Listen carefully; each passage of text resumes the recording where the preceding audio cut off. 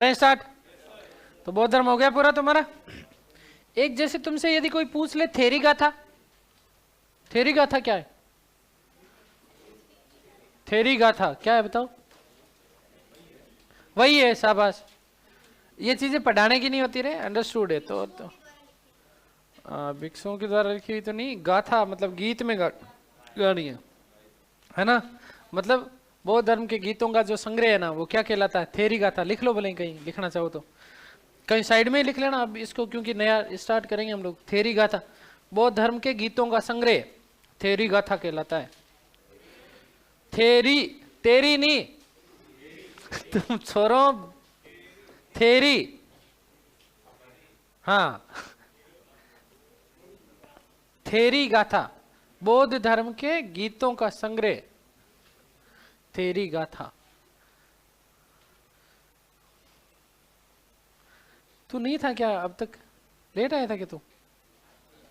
सुबह से था तो अभी आया? हाँ, मैंने कहा नहीं क्या पता, छोटो शोक तो है, दिखे कौन दिखे जरूर थोड़ी है। चलो करें स्टार्ट बेटा। कुछ नहीं रे, छोटा सा ही है। आजीवक धर्म। कौन सा धर्म? आजीवक धर्म।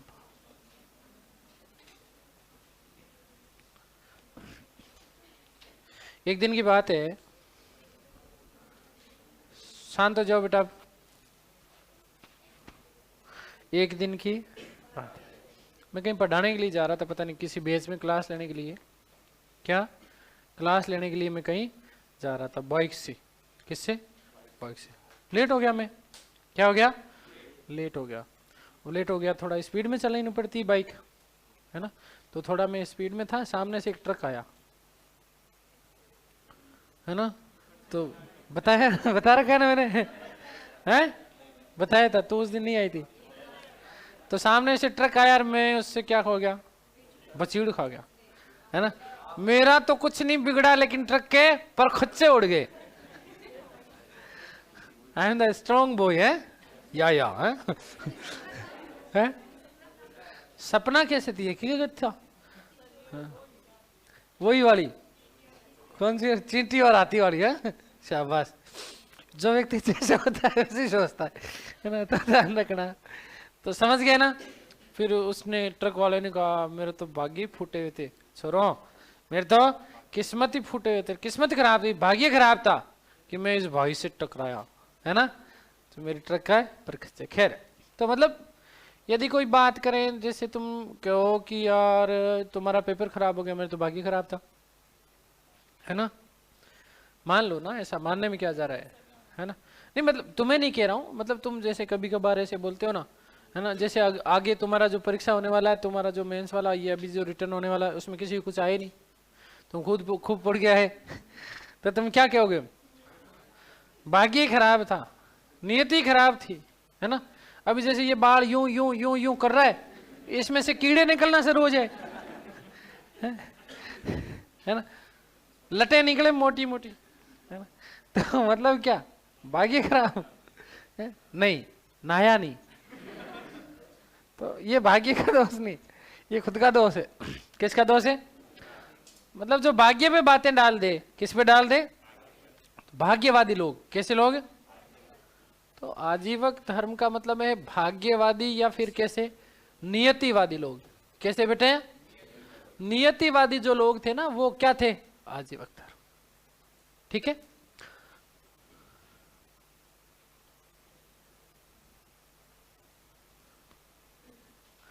किससे पूछ के आया? इधर तो, अरे किससे पूछ के आया? नाती बाड़ो है।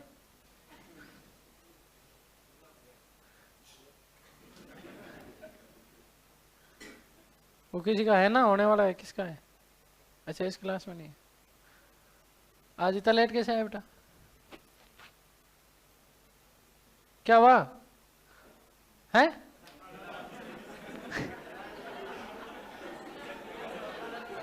सकाराम खराब हो गया? अच्छा, कल वाला अलार्म रह गया।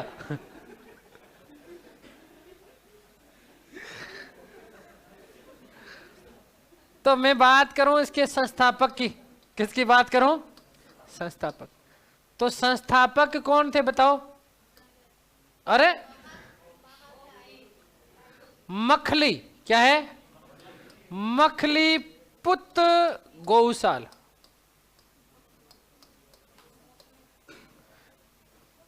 क्या है बेटा? मखली। क्या है? मखली पुत्र, या इसी को कहा जाता है मोखली। क्या कहता है? मोखली पुत्र गौशाल। क्या? या इसी को कई लोग बोल देते हैं मोगली। क्या बोल देते हैं? मोगली वाली मूवी देखी ना आपने वो वाली, वैसे ना?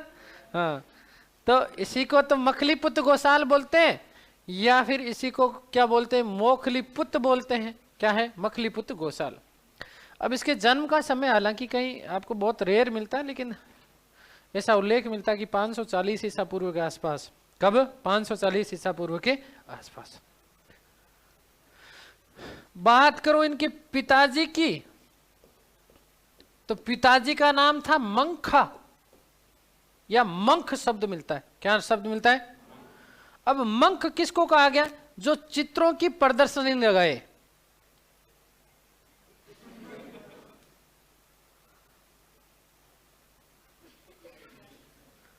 जो चित्रों की प्रदर्शनी लगाए वही क्या है? मंख है, या उसी को क्या कहा गया? मंखा। क्या कहा गया? फिर मैं बात करूं माता की, तो माता का नाम था बद्दा। क्या नाम था? बद्दा। देखो संस्थापक कौन है? मोखली पुत्र गौशाल, पिता मंख, माता बद्दा। बात करूं जन्म की, किसकी बात करूं? तो जन्म देखो प्रामाणिक नहीं है, लेकिन फिर भी 540 ईसा पूर्व के आसपास है ना। श्रावण या सरवन। क्या है? सरवन। सरवन बोले तो क्या है बेटा? श्रावस्ती। क्या है? श्रावस्ती में एक गौशाला में हुआ। एक किस में हुआ? गौशाला जानते हो ना तुम लोग? क्या होती है बताओ? हाँ, जहां गायों को डाला जाता है। तो गौशाला में उत्पन्न हुआ, इसलिए क्या कहलाया? मंख का पुत्र था, इसलिए मख। क्या कहलाया? आगे बात। माता का नाम क्या था? बद्दा। माता का नाम क्या था? आगे बात समझ क्लियर है? तो ध्यान रखना, आजीवक धर्म या जिसे हम लोग क्या बोलते हैं, नियतिवादी संस्थापक, तुम इतना लिखो है ना, तब तक मैं कोई काम कर लेता हूं, बहुत अर्जेंट है। भाई ठंडी क्या काम की फिर।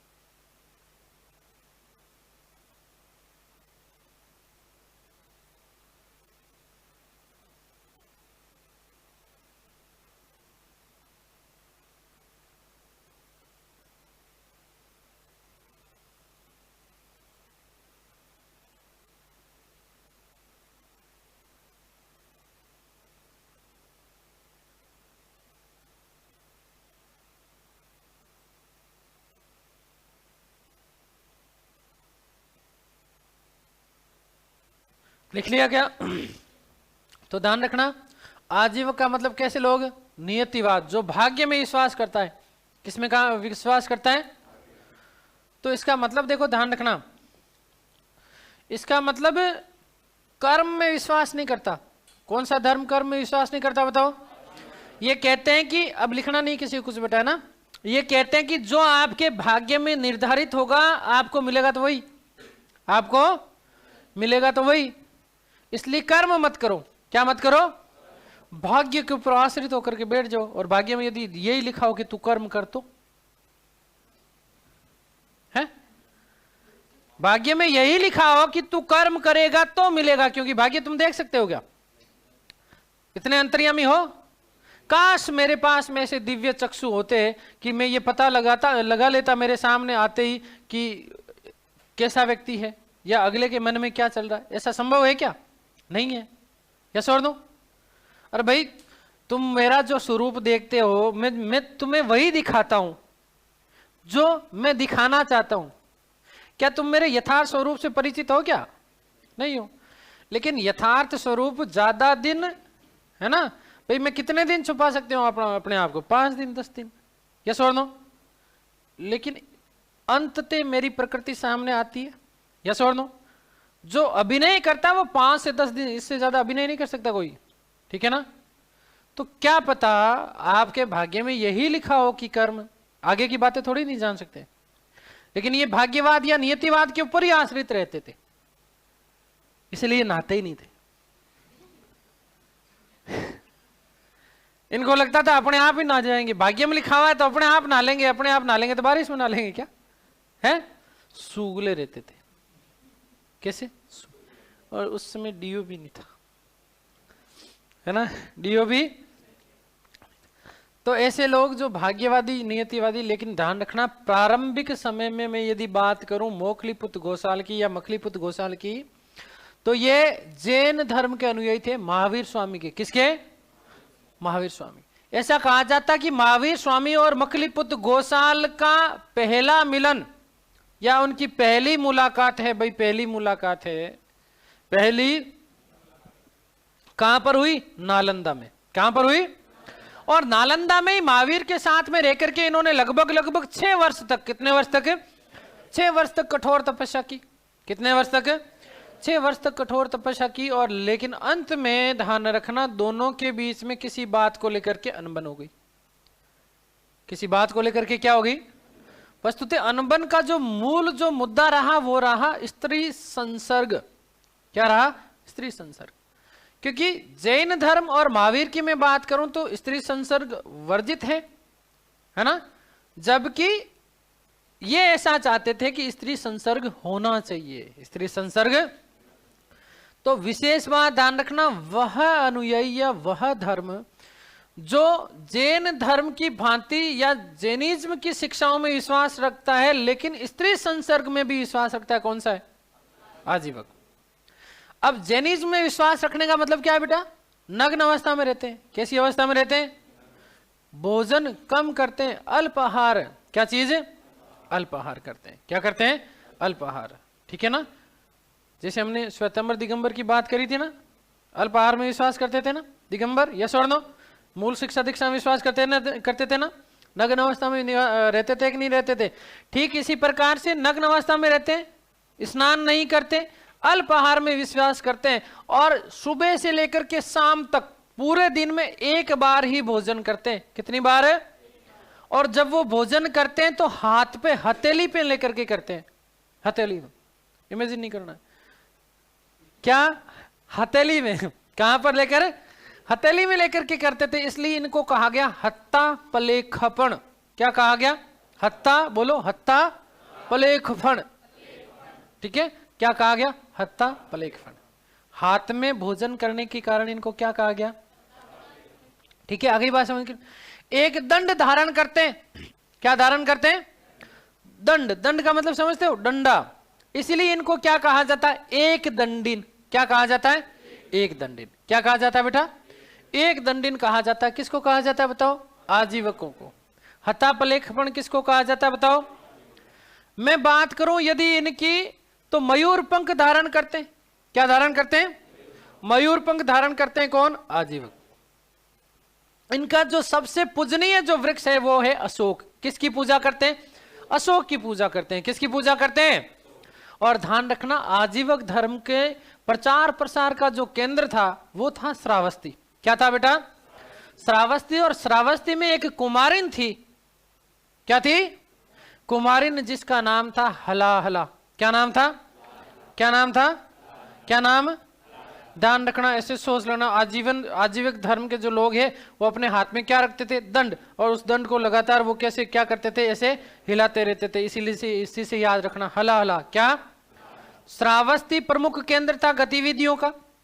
श्रावस्ती इनकी गतिविधियों का प्रमुख केंद्र, और श्रावस्ती में एक क्या थी, कुमारिन। उस कुमारिन का घर था जहां पर इसकी गतिविधियां संचालित होती थी। कुमारिन का नाम क्या था, हलाहला। क्या नाम था बेटा? ऐसा कहा जाता है कि जैसे हम लोग बात करते हैं जैन धर्म की, तो जैन धर्म में इसमें दोनों में अलग क्या चीज है भाई? सेम चीज की मैं यदि बात करूं तो ध्यान रखना, नग्न अवस्था में निवास करते थे, नग्न अवस्था में रहते थे, कठोर जीवन यापन करते थे। लेकिन विभिन्नताओं की मैं बात करूं तो ध्यान रखना, एक तो ये स्त्री संसर्ग करते हैं। क्या करते हैं? स्त्री संसर्ग करते हैं। दूसरी चीज, विशेष बात क्या, दूसरी विशेष बात ये थी कि जहां हम लोग जैनिज्म की बात करते हैं तो वहां जैनिज्म में अंतिम समय में उपवास के माध्यम से, किसके माध्यम से? उपवास के माध्यम से क्या कर देते थे, देह त्याग देते थे। जबकि ये लोग, ऐसा कहा जाता है कि ये मृत्यु के समय नृत्य और गायन करते हैं। क्या करते हैं? तो नृत्य और गायन करते हुए, क्या चीज? नृत्य और गायन करते हुए अपनी देह त्याग देते हैं। कौन सा धर्म? आजीविक धर्म। कौन सा धर्म? तो ध्यान रखना, बस ये इतनी बातें। मैं थोड़ी सी मैं बात करूं तो विशेष रूप से ध्यान रखना, वरा मिहिर। कौन? वरा। कौन? वरा। बोलो, वरा, वरा, बारा, वरा, बारा, वरा, बारा। 12 क्या? राशियां। 12 क्या? तो 12 राशियों के बारे में जानकारी किसने दी थी? वरामिहिर ने। किसने? यही जो वरामिहिर है, इस वरामिहिर ने उनका उल्लेख किया दंडी के रूप में। किसके रूप में? इनको क्या कहा? दंडी कहा। किसने कहा बताओ? वरामिहिर ने। किसने कहा बेटा? वरामिहिर ने। किसने कहा? वरामिहिर ने आजीवकों को क्या कहा है? दंडी कहा है। क्या कहा है? दंडी कहा है। जबकि एक व्यक्ति थे जिनका नाम था बाणभट्ट। क्या नाम था बताओ? बाणभट्ट के बारे में पता है ना, जिन्होंने हर्षचरितम लिखा, जिन्होंने कादम्बरी लिखा। क्या लिखा? कादम्बरी लिखा। जिन्होंने मयूर शतक लिखा। क्या लिखा? नहीं, मयूर शतक नहीं लिखा, सूर्य शतक। क्या लिखा था? सूर्य। खैर, तो ध्यान रखना, बाणभट्ट ने इनको क्या कहा है? मस्करीन। क्या कहा है? आजीवकों को बाणभट्ट ने क्या कहा है बताओ? मस्करीन कहा है। क्या कहा है? मस्करीन। यदि मैं बात करूं आजीवक धर्म की एक संप्रदाय के रूप में उल्लेख की, किसके बारे में? संप्रदाय के बारे में यदि उल्लेख की बात करूं तो इसका सर्वप्रथम संप्रदाय के रूप में जो उल्लेख मिलता है ना, वो पतंजलि के महाभाष्य में मिलता है। कहां पर मिलता है? पतंजलि के महाभाष्य में। जबकि पाणिनि अपने अष्टाध्यायी में, कौन? पाणिनि का ग्रंथ है बेटा, क्या नाम है उसका? अष्टाध्यायी। क्या है? पाणिनि अपने ग्रंथ अष्टाध्यायी में भी ध्यान रखना आजीवकों का क्या करता है बेटा जी? उल्लेख करता है। ठीक है, आगे बात समझ क्लियर है? देखो, वापिस रिपीट करो, सुनना हो। संस्थापक कौन है? पिता का नाम क्या था? माता का नाम? जन्म कहाँ हुआ है? श्रावण। श्रावण बोले तो क्या? श्रावस्ती है ना। श्रावण नाम एक गांव था, वहां पर एक गौशाला में हुआ, इसलिए क्या कहलाए? ये गौशाला। क्या कहलाए? अब मैं देखो इसमें बात करूं, अब यहां से उल्लेख की बात कर लेता हूं। मैं किसकी बात कर लेता हूं? उल्लेख की बात करता हूं। तो ध्यान रखना, पहली बात तो पाणिनि इसका उल्लेख करता है। कौन उल्लेख करता है? पाणिनि ने उल्लेख किया है, पहली बात। दूसरी बात ध्यान रखना, पाणिनि का ग्रंथ कौन सा बेटा? अष्टाध्यायी। ठीक है ना। लेकिन ध्यान रखना, संप्रदाय के रूप में, किसके रूप में? संप्रदाय के रूप में। किसके रूप में? संप्रदाय के रूप में सर्वप्रथम, संप्रदाय के रूप में सर्वप्रथम जो उल्लेख किया है, वो सर्वप्रथम उल्लेख किसने किया बताओ? पतंजलि ने। किसने किया है? पतंजलि ने। और पतंजलि ने कहां किया है बेटा? महाभाष्य में। कहां पर किया है? महाभाष्य में किया है। कहां पर किया है? महाभाष्य में। आगे बात समझ में क्या?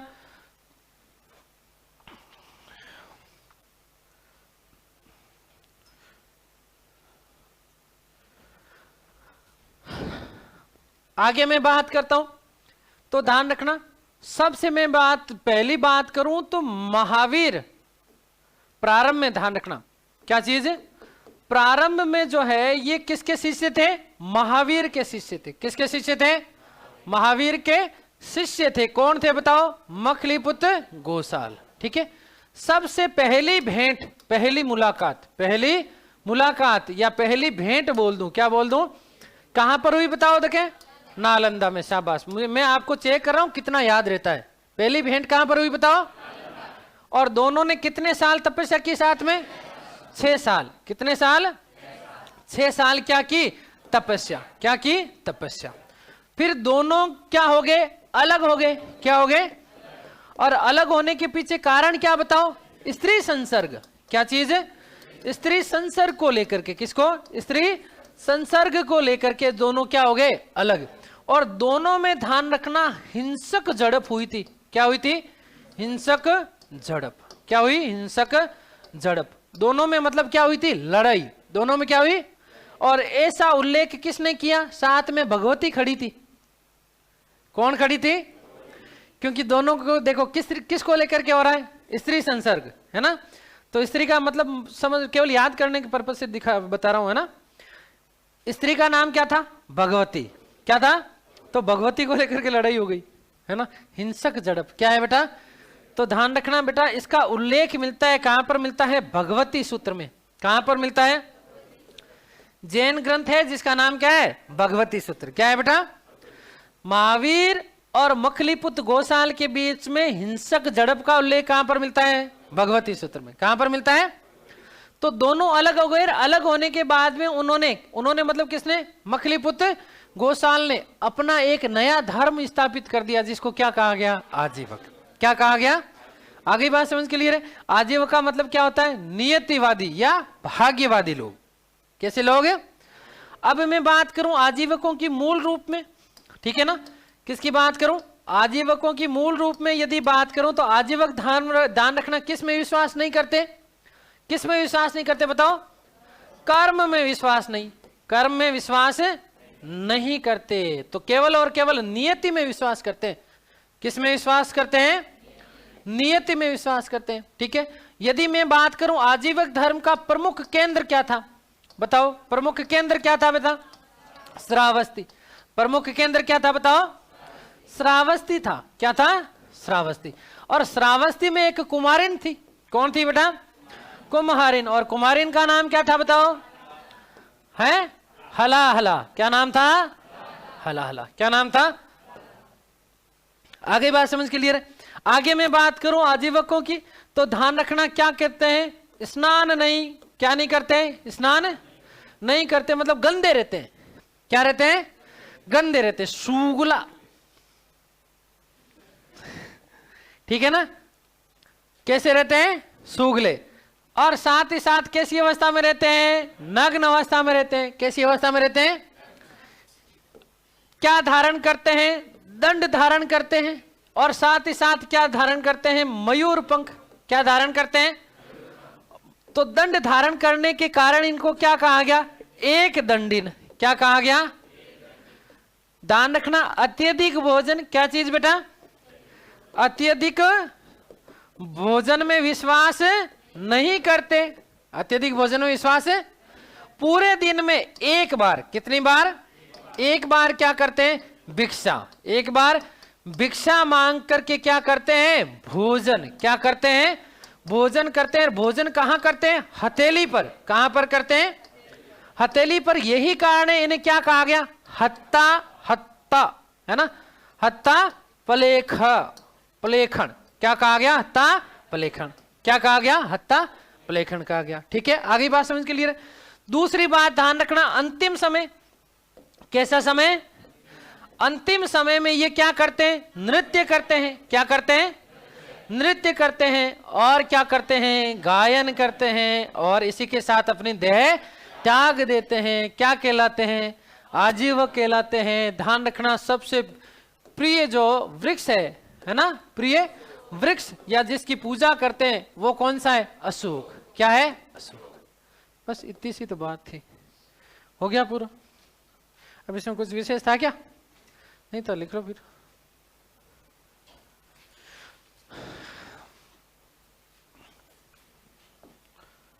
तो इतना लिख लिया क्या? जन्म लिख दिया बेटा? तो आगे लिखो बेटा जी।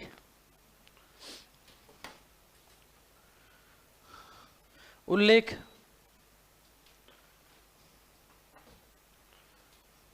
उल्लेख में लिखना है ना? मैं लिखवा रहा हूं अब शब्दों में, ठीक है? इसका उल्लेख पाणिनि ने किया है। इसका उल्लेख पाणिनि ने किया है। इसका उल्लेख पाणिनि ने किया है। परंतु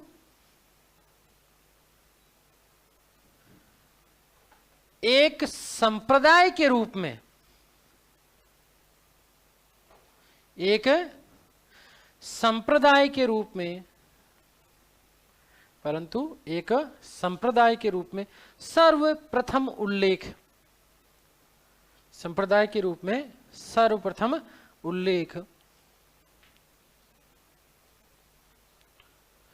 पतंजलि ने अपने महाभाष्य में किया है। पतंजलि ने अपने महाभाष्य में किया है। पतंजलि ने अपने महाभाष्य में किया है। ठीक है, नेक्स्ट लाइन में लिखिएगा, वरामिहिर ने, वरामिहिर ने, वरामिहिर कौन से काल में आएगा बताओ? गुप्त काल में। वरामिहिर चंद्रगुप्त द्वितीय के समय, है ना, उसके नवरत्न थे, उनमें शामिल था। ठीक है बेटा। वरामिहिर ने एक ग्रंथ लिखा था जिसका नाम क्या था बताओ? वरामिहिर संहिता है, पंच सिद्धांतिका। क्या था?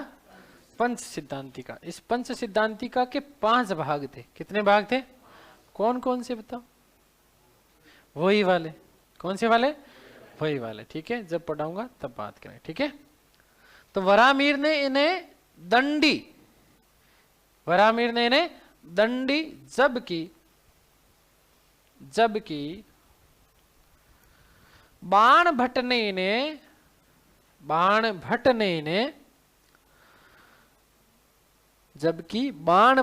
इन्हें मस्करीन कहा है। मस्करीन, मस्करो है। बाणभट्ट ने इन्हें मस्करीन कहा है। क्या कहा है? मस्करीन कहा है। ठीक है भाई, आगे लिखो देखा। मोखलीपुत्र गोसाल या मखलीपुत्र गोसाल, मखलीपुत्र गोसाल प्रारंभ में महावीर के शिष्य थे। मखलीपुत्र गोसाल प्रारंभ में महावीर के शिष्य थे। प्रारंभ में महावीर के शिष्य थे। महावीर के साथ इनकी प्रथम भेंट, महावीर के साथ इनकी प्रथम भेंट कहां हुई बताओ? नालंदा में हुई। महावीर के साथ इनकी प्रथम भेंट नालंदा में हुई। नालंदा में हुई। ठीक है, इन्होंने महावीर के साथ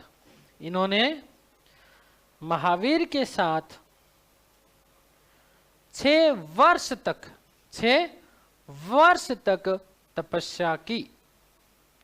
इन्होंने महावीर के साथ 6 वर्ष तक तपस्या की। 6 वर्ष तक तपस्या की, परंतु अंत में दोनों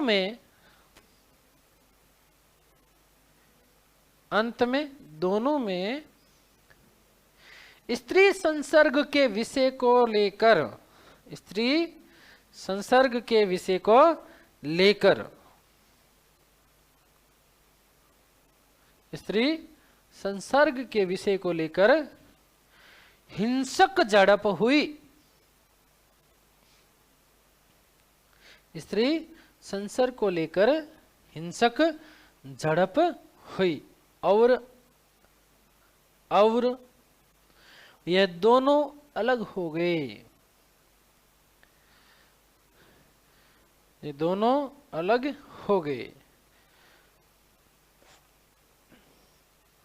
तथा गोसाल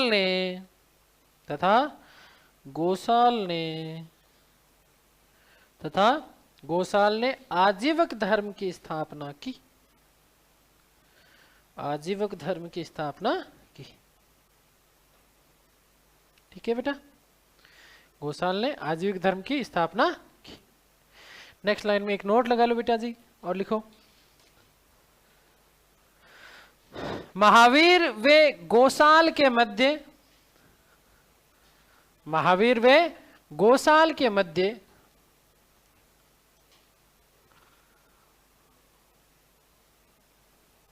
हुई हिंसक झड़प का उल्लेख, हुई हिंसक झड़प का उल्लेख भगवती सूत्र में मिलता है। महावीर व गौशाल के मध्य हुई हिंसक झड़प का उल्लेख भगवती सूत्र में मिलता है। कहां पर मिलता है? भगवती सूत्र। ठीक है, क्लियर हो गई बात? चल आगे लिखो।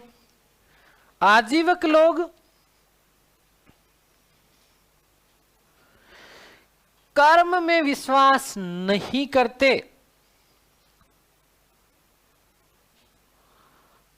आजीवक लोग कर्म में विश्वास नहीं करते, कर्म में विश्वास नहीं करते। उनके अनुसार, उनके अनुसार भाग्य से ही मोक्ष प्राप्त संभव है।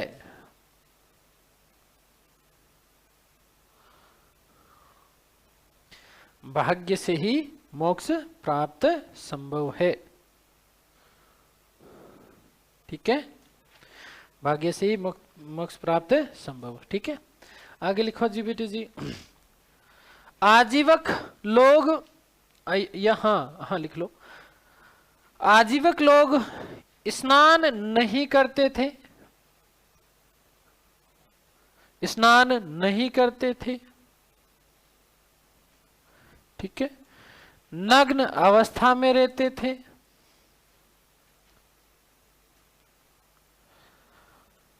एक दंड धारण करते थे।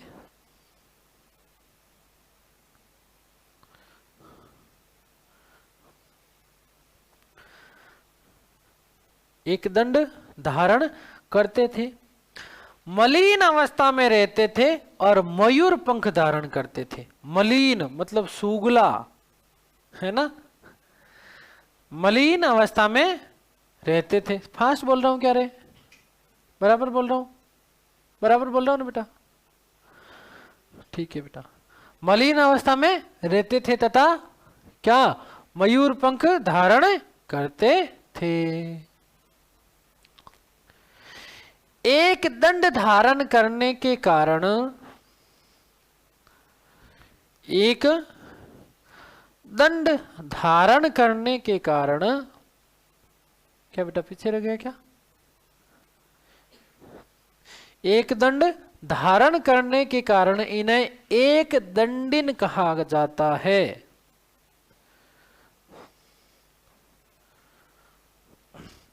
एक दंडिन कहा जाता है। ठीक है, नेक्स्ट लाइन में लिखिएगा। आजीवक लोग अल्प आहार में विश्वास रखते हैं। आजीवक लोग अल्प आहार में विश्वास रखते थे या हैं, जो भी लिख लो। यह पूरे दिन में, यह पूरे दिन में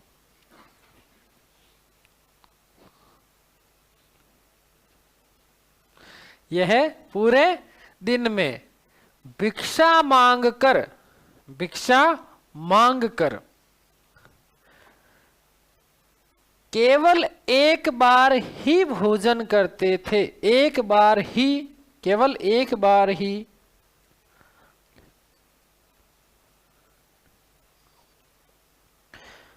केवल एक बार ही हथेली में रखकर भोजन, हथेली में भोजन करते थे। केवल एक बार ही हथेली में भोजन करते थे। अतः इन्हें, अतः इन्हें हत्ता प्लेखन कहा गया। अतः इन्हें हत्ता प्लेखन कहा गया। अतः इन्हें हत्ता प्लेखन कहा गया। ठीक है, नेक्स्ट लाइन में लिखिएगा जी। आजीवक लोग, आजीवक लोग अंतिम समय में आजीवक लोग अंतिम समय में नृत्य वे गायन करते हुए, नृत्य वे गायन या संगीत लिख सकते हैं,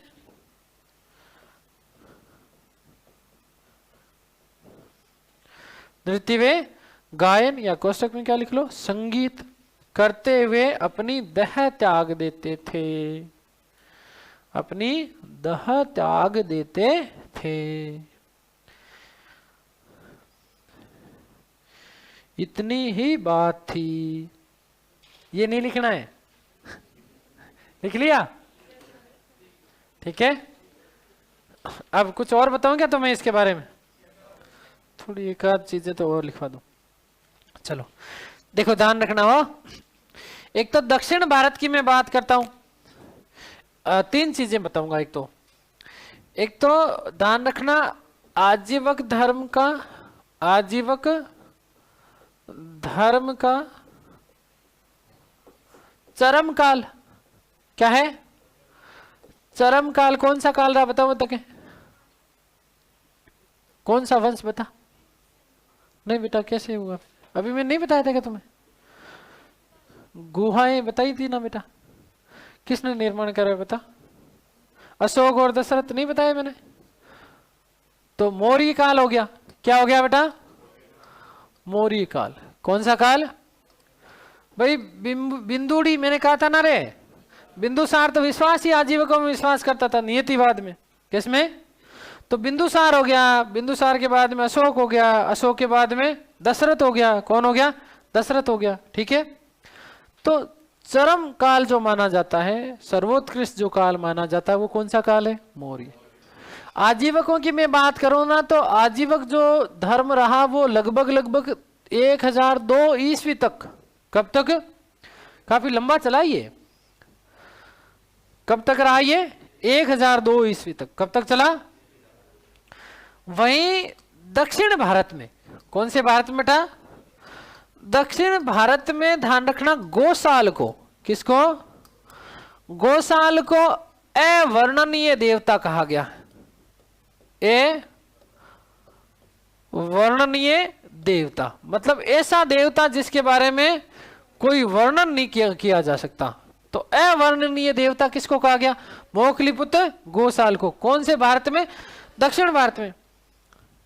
वही ध्यान रखना कि जैन धर्म, कौन सा धर्म? और साथ ही साथ कौन सा धर्म? बौद्ध।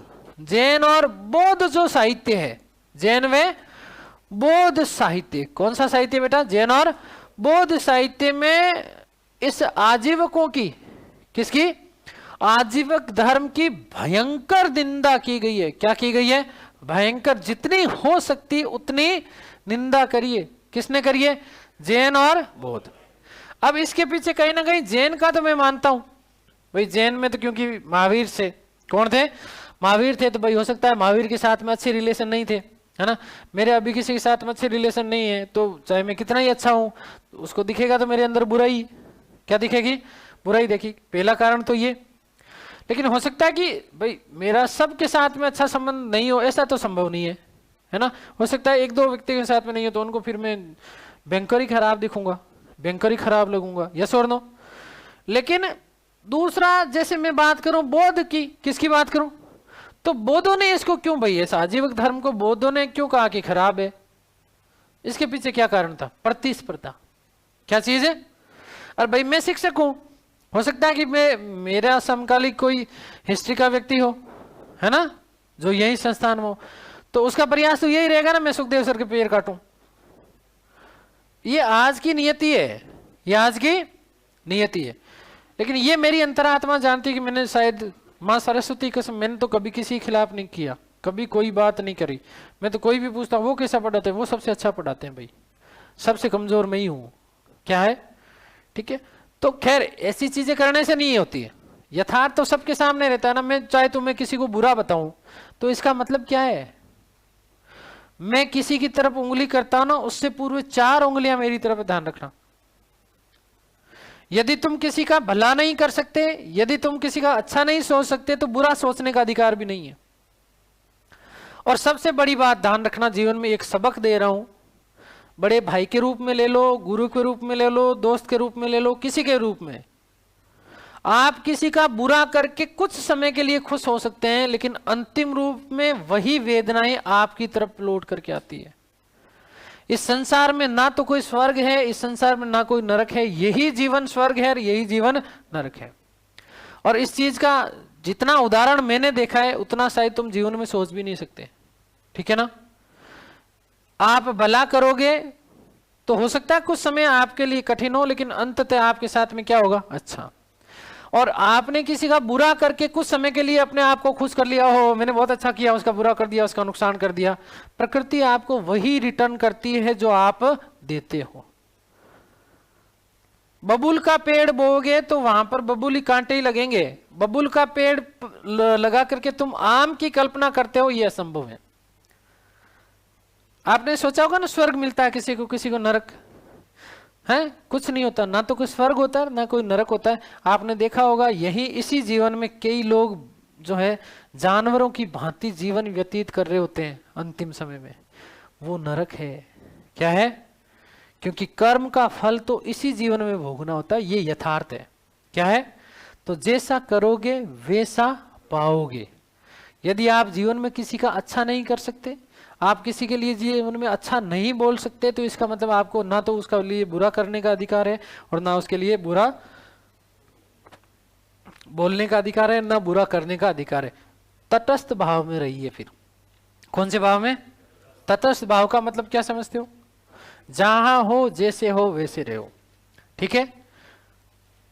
यदि जाने अनजाने में भी आपने सुना होगा, जैन धर्म में एक क्षमा पर्व होता है, यस और नो, होता कि नहीं होता है?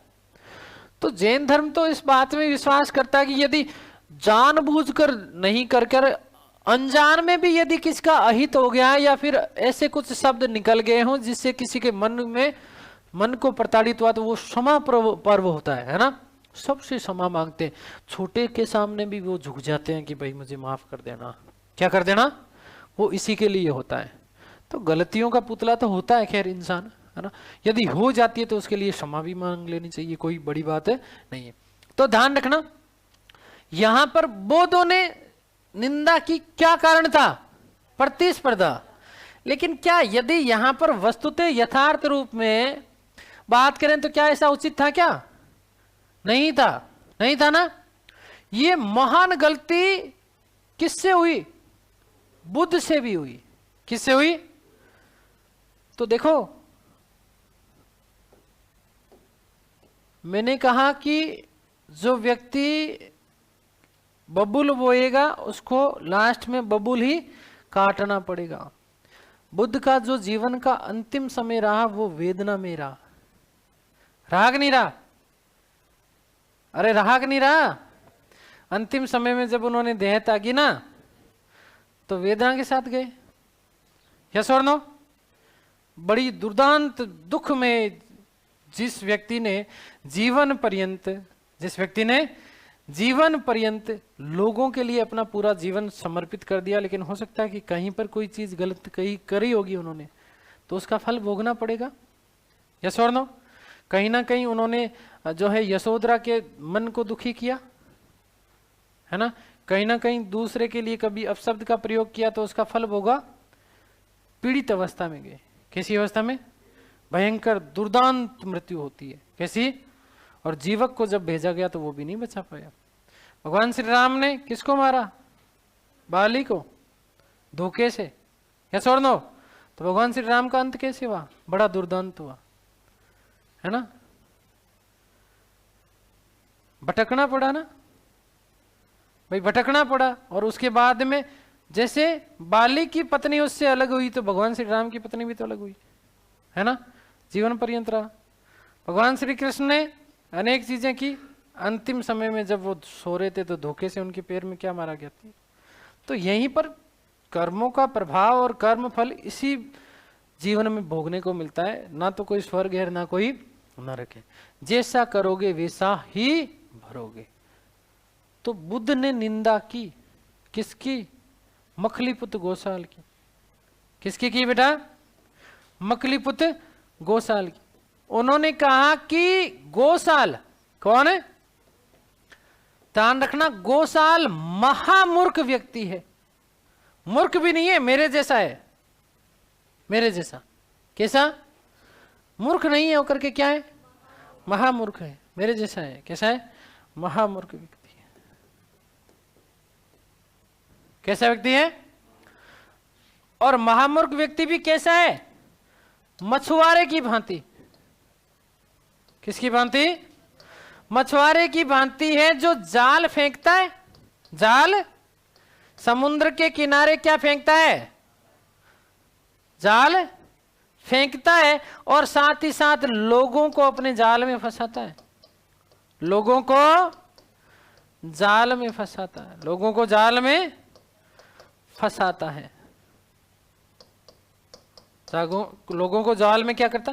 फंसाता लिख दिया मैं, तुम है ना, बोलियो भी कौन ऊपर भी। हाँ, मधु लिख दिया। अब ये मत पूछना मधु कौन है, गलती से लिखा गया। मुझे पता है तो बात। मछुआरे की भांति है, ठीक है ना, जो लोगों का जीवन खराब कर रहा है। क्या कर रहा है? फालतू की बातें बोलता है, क्योंकि यहां पर सबसे बड़ी बात है ना भाई, भाग्य की बात कर रहा है। वो किसकी बात कर रहा है? तो भगवान बुद्ध की कहीं ना कहीं ये बात तो सही थी कि जीवन में जो कुछ है वो क्या है? कर्म है। क्या है? तो हालांकि इस बात को लेकर के कही गई, लेकिन कहीं ना कहीं निंदा तो करी ना, यस और नो? तो ये बात आप लोग विशेष रूप से ध्यान रखना। महामूर्ख व्यक्ति बताया, और उन्होंने कहा कि मछुआरे की भांति है, जो समुद्र के किनारे पर खड़े होकर के क्या फेंकता है? जाल फेंकता है ना? क्या फेंकता है? जाल फेंकता है, और लोगों को उसमें क्या करता है? फंसाता है, और कुछ नहीं करता है ना। खुद भी मरेगा और दूसरों को भी मारेगा, क्योंकि भाग्य में केवल भाटे लिखे हैं, करने से होता है, करने से होता है। तो महामूर्ख व्यक्ति बताया था, किसने बताया था? बुद्ध ने। किसको बताया? गोसाल। तो ये इतना लिख लो बेटा।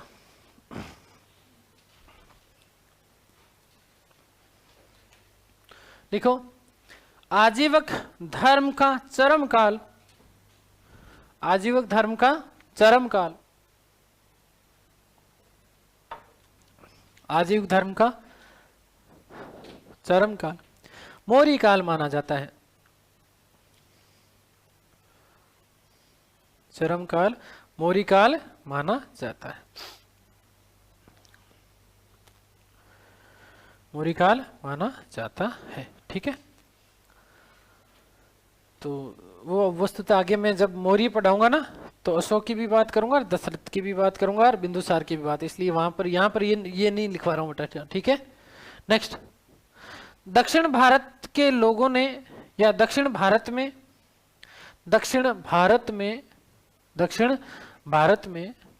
गोसाल को,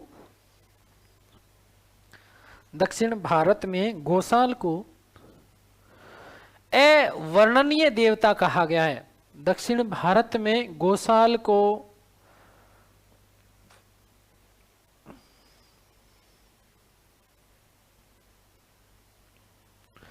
अवर्णनीय देवता कहा गया है। नेक्स्ट लाइन में लिखिएगा बेटा जी।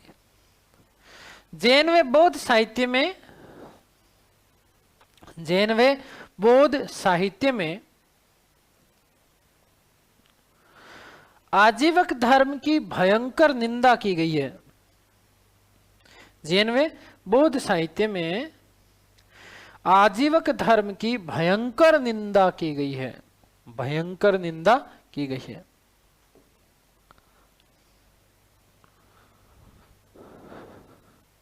भयंकर निंदा की गई है। नेक्स्ट लाइन में लिखिएगा बेटा। गौतम बुद्ध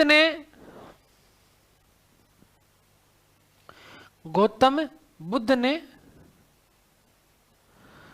गोसाल को महामूर्ख व्यक्ति,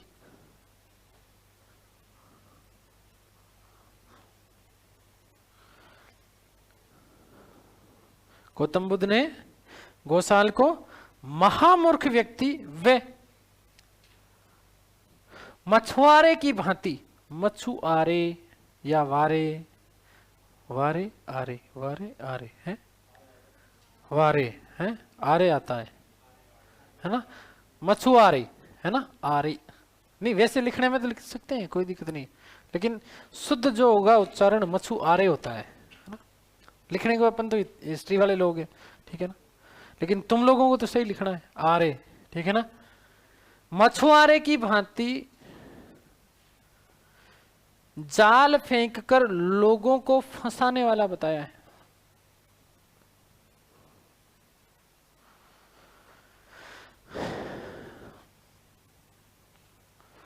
जाल फेंककर लोगों को फंसाने वाला बताया है।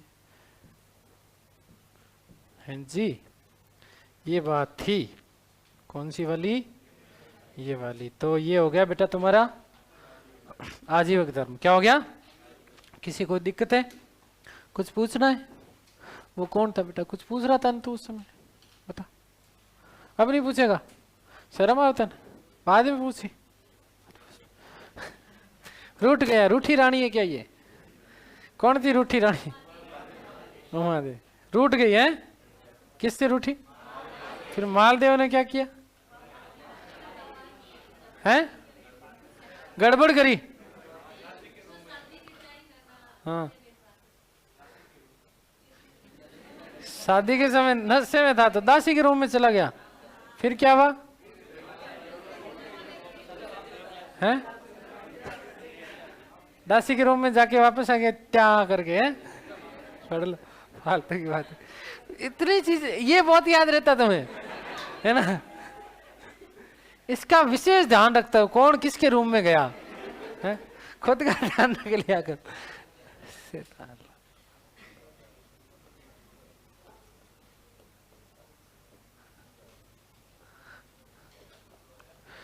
देखो बेटा सुनो रे, मेरा जो है ना जीवन का एक वो चीज है ना, मस्त रहा करो। क्या मस्त रहा करो, बाकी सब मिथ्या है जीवन में।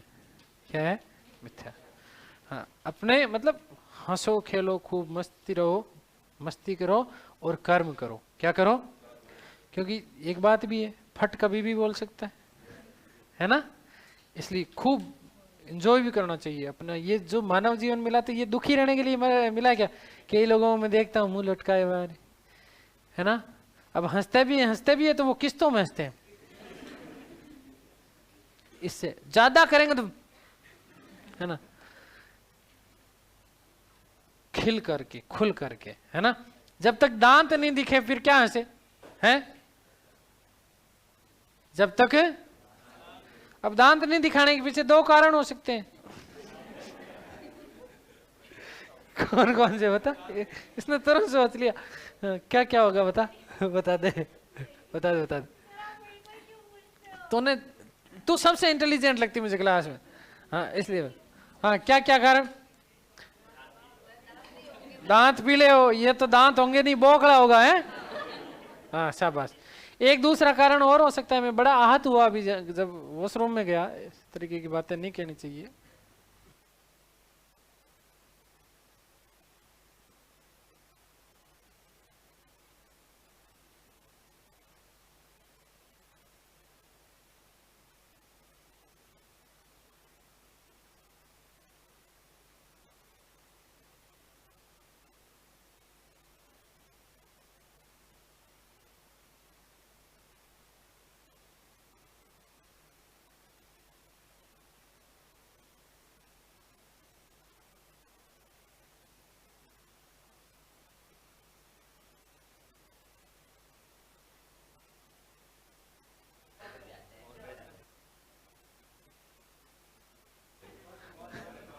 ऐसा काम नहीं, ठीक है, ये बात कृपया ध्यान दें। ऑनलाइन वालों के लिए ये बात नहीं थी, ठीक है, इसलिए।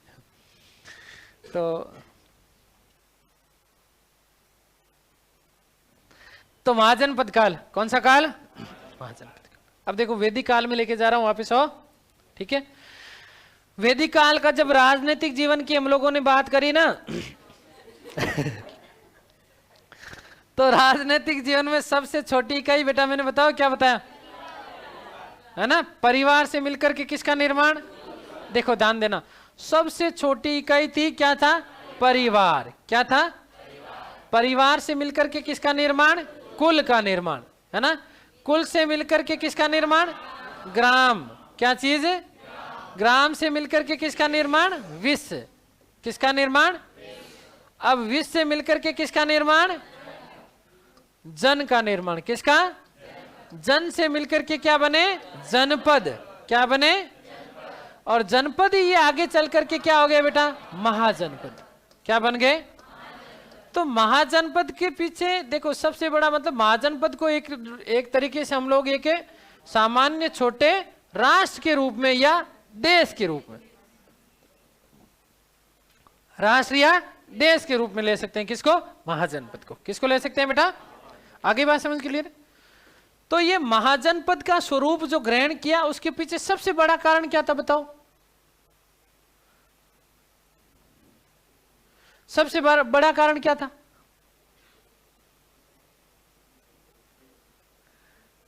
हाँ तुम बताओ तो क्या बेटा?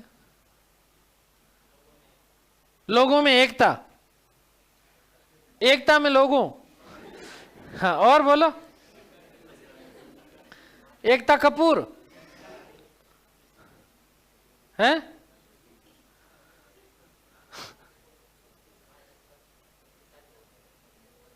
ना हाँ ये बात तो तेरी बात सही है। बता। अब बोरिया खा ली तू। छोटू बता। तू बेटा तुम बताओ। देखो कौन पूछो चीज में पहली या तो गर्दन तैयार रखे बेटी हैं। देखिए कोई लॉजिक लगाओ। देखा आखिरी उम्मीद तो ही है। देखा सोच समझ करके महाजनपद बने सबसे बड़ा कारण क्या था? उत्तरवेद राज्य की उत्पत्ति तो हो गई ठीक है, लेकिन कुछ और बताया था क्या? उत्तरवेदी काल में कोई नई चीज आई थी क्या हाथ में? लोहा। इसीलिए तो उम्मीद पे खरी उतर गई नहीं। क्या आया हाथ में?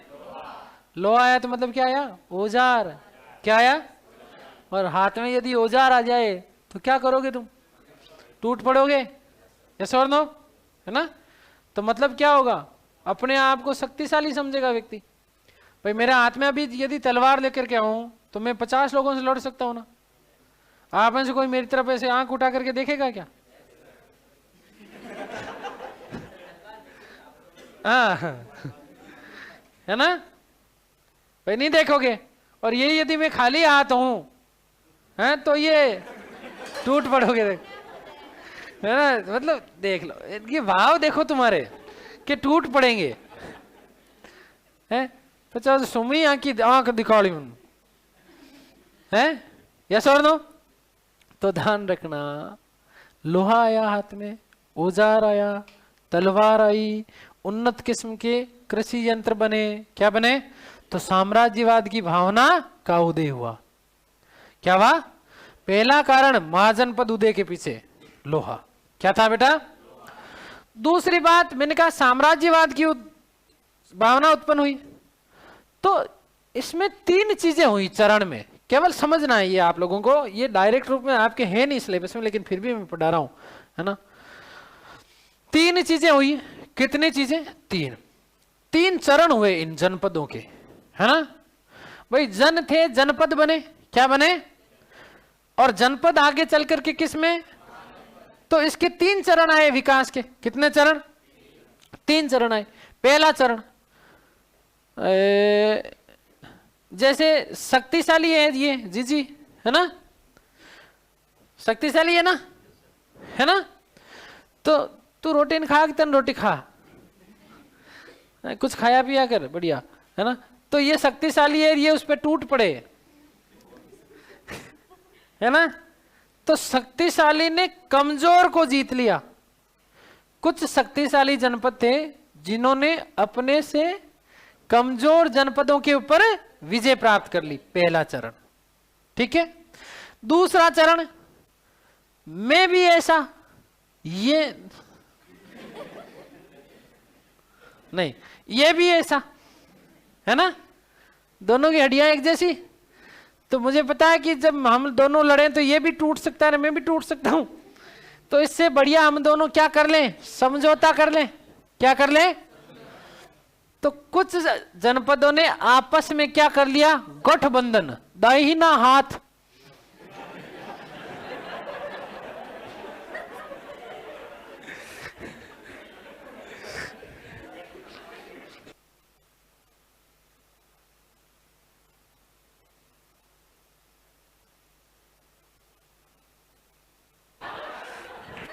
तो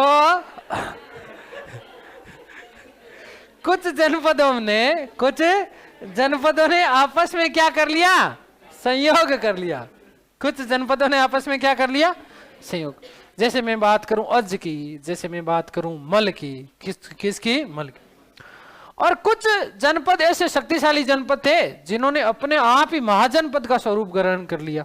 जैसे मगध, क्या चीज, शक्तिशाली था अपने आप में, क्या था, तो उसको किसी दूसरे की जरूरत थी नहीं। तो विकास के 3 चरण दिखाई देते हैं बेटा, कितने? शक्तिशाली ने कमजोर के ऊपर विजय प्राप्त की। कुछ ऐसे थे जिनका संयोग हो गया, जैसे मत्स्य महाजनपद की भी बात कर ले। कुरु पांचाल का शक्तिशाली जोड़ा था, यस और नो? कुरु पांचाल का क्या था, शक्तिशाली जोड़ा था, है ना। और कुछ ऐसे जनपद थे जिन्होंने अपने आप ही, जो सबसे ज्यादा शक्तिशाली थे, तो उन्होंने क्या कर लिया, अपने आप ही महाजनपद का स्वरूप ग्रहण कर लिया। जैसे मगध, क्या चीज, मगध। ठीक है, आगे क्लियर है? तो इतना नहीं विचारते किसी चीज के बारे में, अब तक सोच रही है। तो महाजनपद, क्या, महाजनपद, देश, क्या चीज, देश। ये दिव्य चक्षु है। तो महाजनपद 3 चरण है, कितने चरण हैं, समझ गए? इसी महाजनपद काल को ध्यान रखना बेटा, द्वितीय नगरीय क्रांति कहा जाता है। क्या कहा जाता है? द्वितीय नगरीय क्रांति, नगरीय क्रांति। तो प्रथम नगरीय क्रांति कौन सी थी बताओ? हड़प्पा काल, सिंधु घाटी सभ्यता का काल।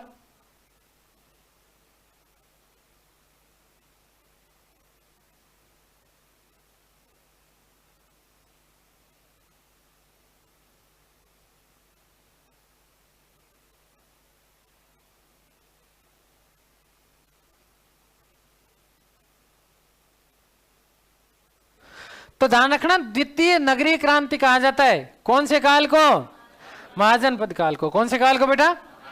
प्रथम नगरीय क्रांति कौन सा काल था बताओ? सिंधु घाटी सभ्यता का काल या हड़प्पा सभ्यता, कौन सा? तो इसकी प्रमुख विशेषता क्या रही बताओ? प्रमुख विशेषता क्या है इसकी? प्रमुख विशेषता क्या है बेटा, बताओ देखें। प्रमुख विशेषता क्या थी?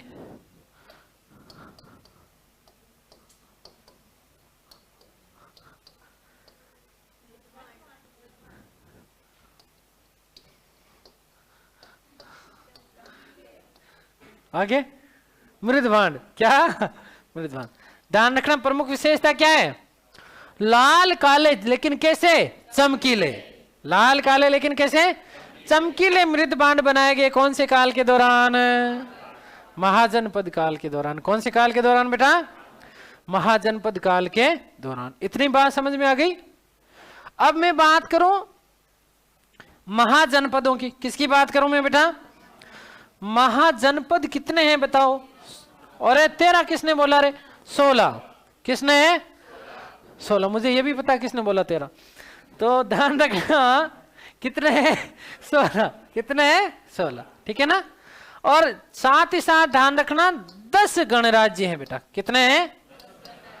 तो ध्यान रखना 16 तो क्या है, 10 क्या है? गणराज्य। क्या है? अब ये गणराज्य क्या, आगे बात करूंगा, ठीक है। तो पहली बात तो ये ध्यान रखना 16 महाजनपद है और 10 क्या है बेटा? गणराज्य है। क्या है? गणराज्य। मैं बात करूं इसके उल्लेख की, किसकी बात करूं?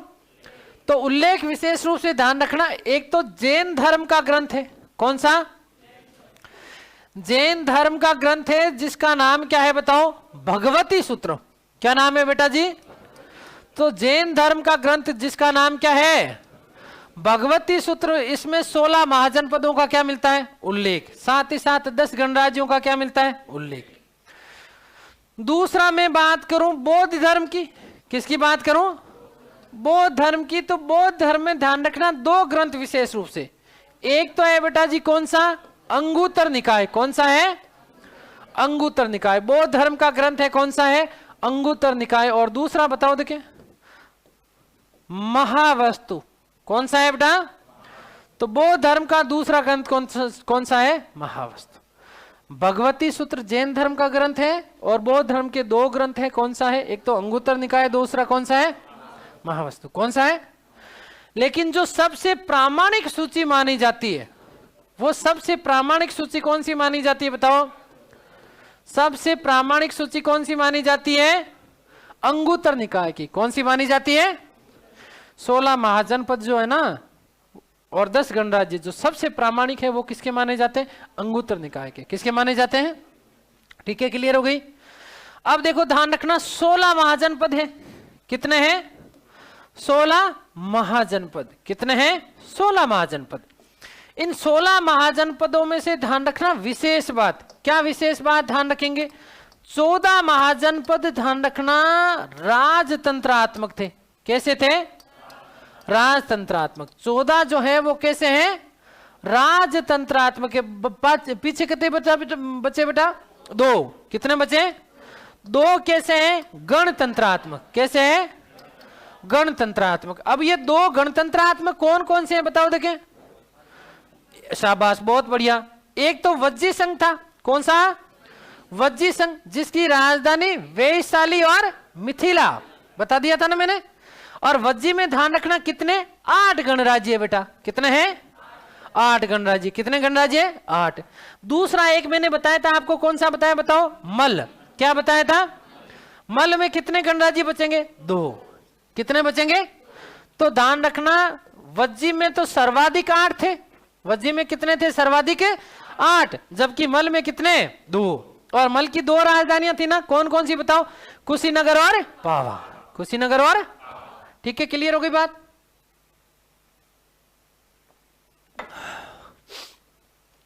आगे मैं बात करूं इन 16 महाजनपदों की। किसकी?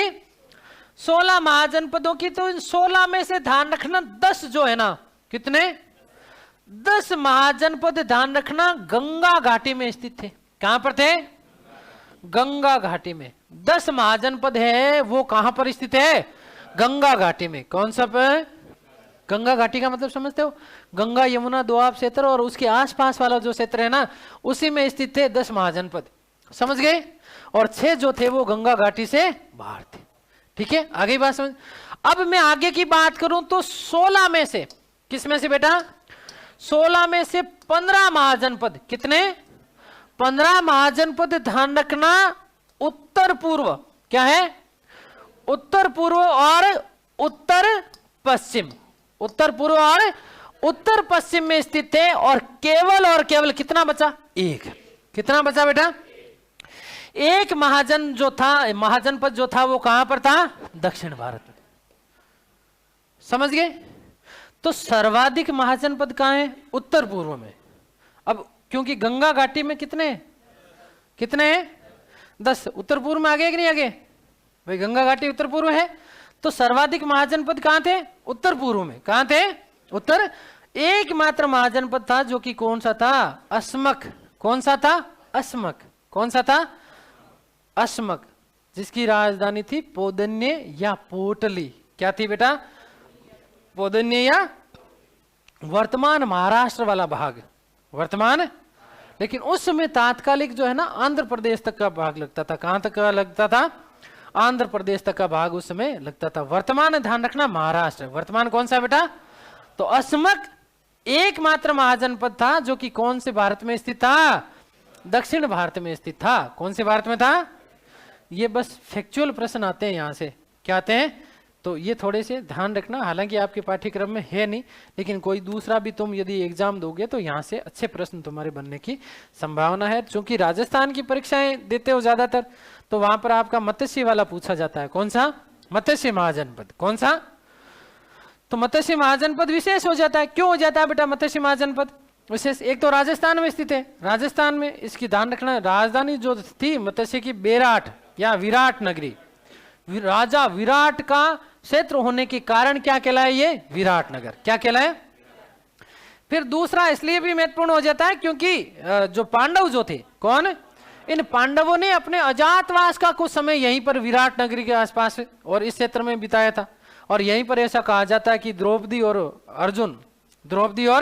अर्जुन एक साथ चल रहे थे और ऐसा कहा जाता है कि द्रौपदी को प्यास लगी।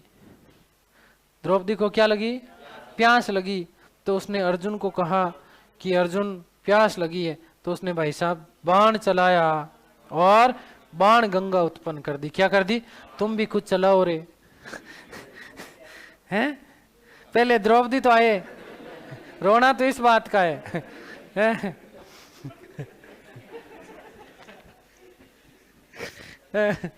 द्रौपदी लाओ हैं, द्रौपदी ले तो आएगा हैं।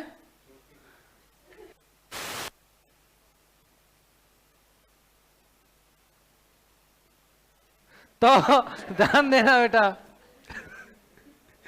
ध्यान देना। क्या, बेराट, क्या चीज, बेराट या मत्स्य महाजनपद जिसकी राजधानी क्या थी। और क्यों महत्वपूर्ण है, अशोक का एकमात्र यहां से शिलालेख मिलता है जहां से बौद्ध धर्म का जो है उसका क्या मिलता है, उल्लेख। ठीक है, क्लियर हो गई बात। अब देखो मैं कुछ चीजें दिखा रहा हूं आप लोगों को। कुछ ये आपको एक तो है ना, ये वाला मैंने उसको भेज रखा है किसको, कमल जी को। तो ये ले लेना, ठीक है, और चिपका लेना इसको, ठीक है, और चिपका के इसको रोज देखना है, इसको रोज देखना, सुबह उठते ही और शाम को सोते ही।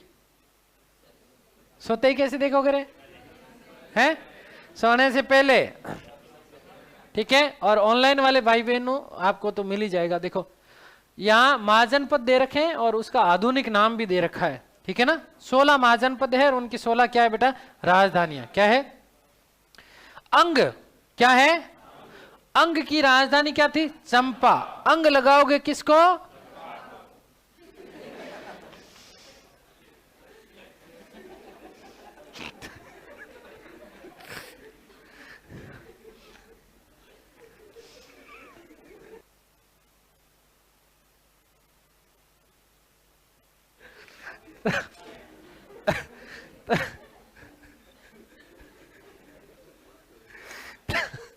तो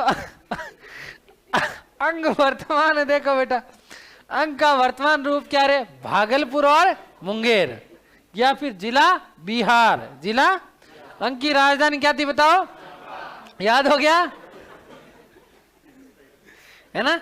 जैन धर्म से संबंधित कोई बात पड़ी थी क्या, हंस लिया करो, कोई जीएसटी लगता है क्या। हंसना भी केवल मानव की प्रकृति है, गधा हंस सकता है क्या, डेंचू डेंचू डेंचू करो बोले। अब वो हंस रहा है कि रो रहा है पता चलता है क्या, नहीं चलता ना, इसलिए हंस लिया करो रे, है ना, क्योंकि कभी भी फट हो सकता है। मस्त रहा करो, ठीक है। तो ध्यान रखना बेटा, अंग की राजधानी चंपा। जैन धर्म में इससे संबंधित कोई बात पढ़ी थी हमने, चंपू कौन बनी थी, चंदना नहीं पढ़ा हमने, हैं, दधिवान की पुत्री चंदना जैन धर्म की क्या थी, प्रथम भिक्षुणी। यस और नो, कहाँ की थी वो, चंपा की तो थी, है ना। चलो मगध, क्या चीज, मगध की राजधानी देखो बेटा, पटना नहीं, वर्तमान स्वरूप पटना, गया और नालंदा वाला जिला बिहार, ठीक है ना। राजधानी गिरिवज्र और राजगृह।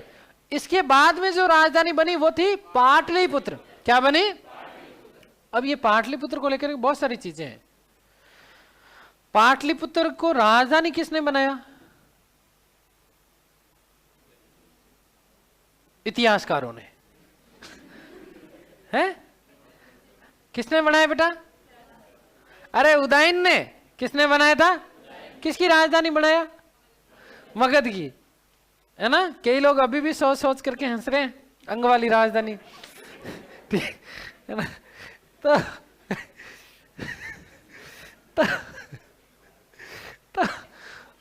पाटलिपुत्र बसाया किसने सबसे पहले, हैं, अरे अजातशत्रु ने निर्माण प्रारंभ कर दिया।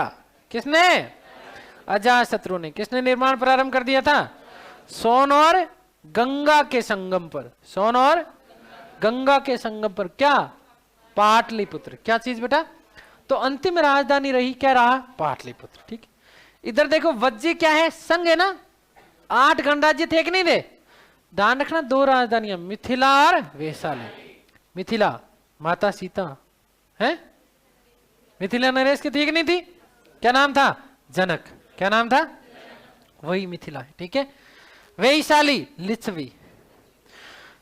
वज्जी संघ में सबसे शक्तिशाली जो संघ था ना वो बेटा वैशाली का था, और वैशाली वाला कौन सा, लिच्छवी वाला कौन सा था। ठीक है, अब वर्तमान की स्थिति की बात करें तो मुजफ्फरपुर और वैशाली जिला बिहार, वैशाली जिला बिहार। देखो ज्यादातर बिहार में ही आ रहे हैं। काशी, काशी की राजधानी वाराणसी। ठीक है ना, ध्यान रखना वरुणा और असी नदियों के संगम पर था। कौन सी नदी, वरुणा और असी नदियों के संगम पर था, इसीलिए क्या कहलाया, वाराणसी। क्या कहलाया, वाराणसी। ठीक है, आगे बात समझ क्लियर है। तो अब काशी की बात बोलूं वर्तमान की, तो बनारस जिला उत्तर प्रदेश, ऊपी, ऊपी नहीं यूपी, है ना। फिर आगे मैं बात करूं वत्स की, तो वत्स वर्तमान देखो इलाहाबाद और मिर्जापुर। मिर्जापुर तुमने देख ली,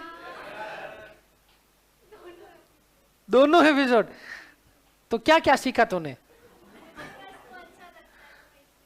अभी, उसको मिर्जापुर को देखो, ये करंट अफेयर्स का प्रश्न बनेगा। वो कुल अवार्ड मिला कल, कोई एशियन अवार्ड मिला है मिर्जापुर को, तो तुम लोग देख लेना है ना। ठीक है, कुछ अच्छी बातें हैं उसमें, वो सीख लेना, तुम्हारे जीवन में काम आएगी। ठीक है, ठीक है, अच्छे अच्छे शब्दावली है उसमें, तो तुम मेंस में लिख सकते हो ना बेटा।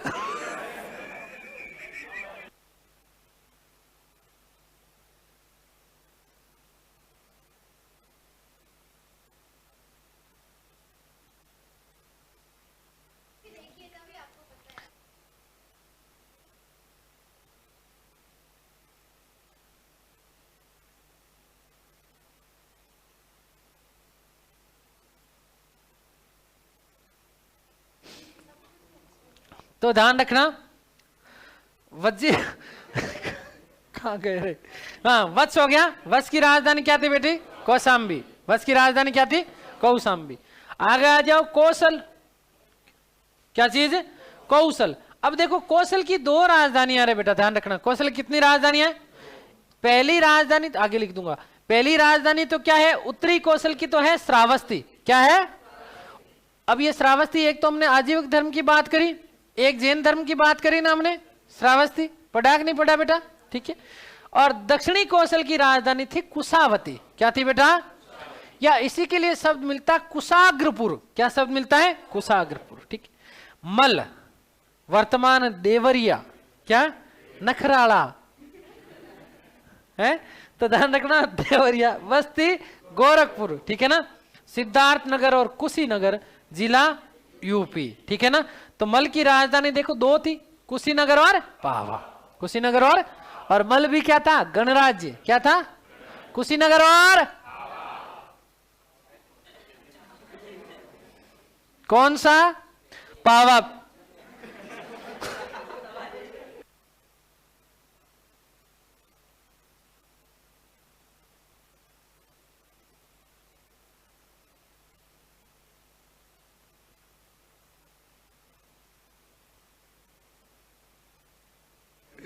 तो कुशीनगर और पावा।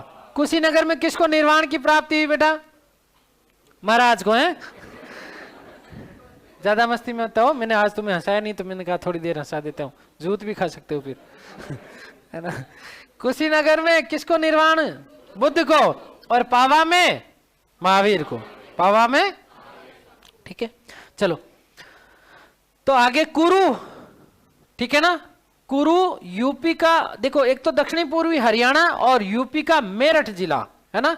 अब ध्यान रखना कुरु का, तो एक तो था पांचाल, कुरु पांचाल ये शक्तिशाली जोड़ा था जिसकी अहिछत्रपुर क्या था, 2 राजधानियां। ध्यान रखना, एक तो क्या है अहिछत्रपुर, और दक्षिणी जो था उसका था काम्पिल्य। क्या था, तो कुरु की कितनी राजधानियां, कौशल की कितनी राजधानियां, अरे बेटा पांचाल की रे, एक तो उत्तरी पांचाल जिसकी अहिछत्रपुर है, क्या है, अहिछत्रपुर, और दक्षिणी पांचाल की क्या थी, कांपिल्य। तो ध्यान रखना 2 राजधानियां हो गई, किसकी हो गई है, पांचाल। आगे चलो, अरे निकल गो ये बापुड़ी कुरु। कुरु की राजधानी इंद्रप्रस्थ, हस्तिनापुर, क्या था, हस्तिनापुर, पांडवों वाला, किस वाला, पांडवों वाला, ठीक है। आगे चलो, सूरसेन, क्या चीज, ब्रिज मंडल, ब्रिज भूमि, ताही अहिर की छोरिया, छछिया बर छाछ पर नाच नचावे।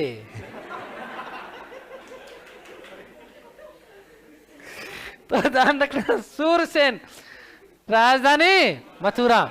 अब इसमें विशेष बात है, क्या विशेष बात है, गजबन पानी चाली, देखा तुमने, नहीं देखा तुमने मेरा, और क्या देखा फिर तुमने, देखा, कितने लोगों ने देख लिया है, चलो ठीक है, राज की बात बताना मत किसी को। तो ध्यान रखना बेटा, विशेष बात क्या है, इसको यूनानी इतिहास के और जो है इसको एक तो बोलते हैं सोरसेनई, सूरसेन को क्या कहा है, सोरसेनई का है, और मथुरा को मेथोरा का है, क्या कहा है, मेथोरा, ठीक है। यूनानी इतिहासकारों ने सूरसेन को क्या कहा बताओ, सोरसेनई, और मथुरा को मेथोरा, क्या कहा है, मेथोरा। आगे चलो, मत्स्य वाला देखो, जयपुर, अलवर, भरतपुर और राजस्थान का भाग है ना, राजस्थान में जयपुर वाला कुछ भाग, अलवर वाला अंशते, अंशते का मतलब चिन्ना सा, थोड़ा सा, कौन सा भाग लगता था, ठीक है, आगे बात समझ के लिए।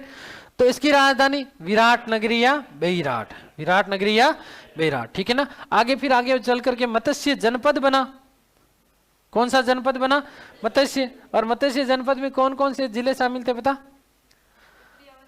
अरे उत्तरी, इसके दिमाग में और कुछ ही चल रहा था।